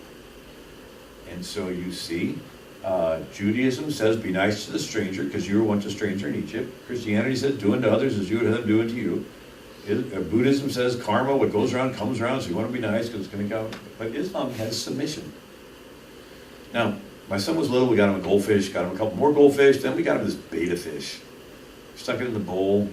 The next day, the other fishes started having nips taken out of their fins. Within a week, every other fish was dead, floating on top of the water, and there's only one fish left in the bowl. Why couldn't they all just coexist in that bowl? This little fella had it in its DNA to be aggressive. Well, what is the DNA of these different teachings or religions? It's their teaching. And so Jesus said, love your enemies, bless them that curse you, do good to them that hate you, resist not evil. If someone strikes you on one cheek, turn the other, do unto others as you have them do unto you. Muhammad said, infidels are your sworn enemies. Be ruthless to the infidel, make war on the infidels, fight those who believe not in Allah. You say, well, Bill, you're cherry picking those verses. Yeah, I'm taking them from the Medina verses because they're the later ones, and they're the ones that the fundamentalist, violent Muslims are referring to. So there are lots and lots of nonviolent Muslims, but they're not killing, and so we're not really concerned about them. It's what we're trying to figure out, what is the programming, what's the motivation in the minds that are doing the killing. And I remind myself that the church was born into a one-world anti-Christian government, the Roman Empire. So the Lord evidently is not afraid of one-world anti-Christian governments. And Christianity is still the fastest growing religion in the world, with 80,000 added every day, mostly in Africa, the Middle East, India, and Asia. Christianity is the most persecuted religion in the world, with 500 martyred every day, mostly in Africa, the Middle East, India, and Asia. So where the persecution is the greatest is where the revival is the greatest. Christianity is dying in Europe and barely holding its own in America. Now again, I'm reminded that most Muslims are not political militant Muslims. And Egypt did throw out the Muslim Brotherhood. And they blamed our president for having brought it in there. And so they had the largest demonstration in world history. 26 million people gathered in Egypt to throw out the Muslim Brotherhood. And this is another interesting angle. This is a Coptic Egyptian minister named Father Zachariah Boutros. And he broadcasts via satellite into Egypt and Arabic-speaking countries. And he has over 6 million people a year convert to Christianity. Praise God. And he is so effective, they have a $60 million fatwa out on him to kill him. Oh my. Praise God. Here's a ministry, ChristForAllPeoples.org. It's a DVD, it's the movie, The Life of Christ. Nothing about Islam on it, it's just the movie, The Life of Jesus. But this particular DVD is dubbed in the major Muslim languages. And so you can carry it in your purse, and if you see a lady in the burqa in the mall or the grocery store, you can give her a little present. And there's nothing about Islam on it. And so they watch it, and they see Jesus forgiving the adulterous woman. And they're thinking, well, gee, we've been taught to stone the adulterous woman. I like Jesus. I want to know more about Jesus. Another ministry is called livingoasis.org, and it is founded by a guy who had been a Muslim, but he converted, and so he's trying to teach people how to witness. Another is Fuad Masri has the Crescent Project that teaches people how to share their faith with Muslims. And here's my website, AmericanMinute.com. You know, the most important thing for Christians is to bring people to Christ. The second most important thing is to preserve the freedom to do the most important thing. Because if Sharia law Islam takes over, it's the death penalty for you to tell somebody about Christ. So all those churches that say, well, we're just really super spiritual and all we're going to do is just preach the gospel. It's like, you don't believe that. Because if you really believe preaching the gospel is the answer, you'd be involved wanting to preserve the freedom to preach the gospel. Because, North Korean communism takes over, you're locked in a labor camp if you preach the gospel. The gay homosexual agenda has their way, they're going to censor your sermon, what you can say about the gospel. So if you're really convinced the gospel is the answer, you will be involved to try to preserve the freedom to preach the gospel.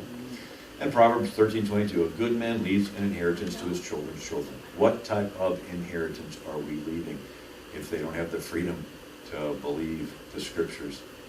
And anyway, those are some DVDs and a book that I did. I do have a book table there, and I do a thing where if you get 2 items, the third one is free. And I take credit card if that helps. So I guess that's the end of my presentation. So.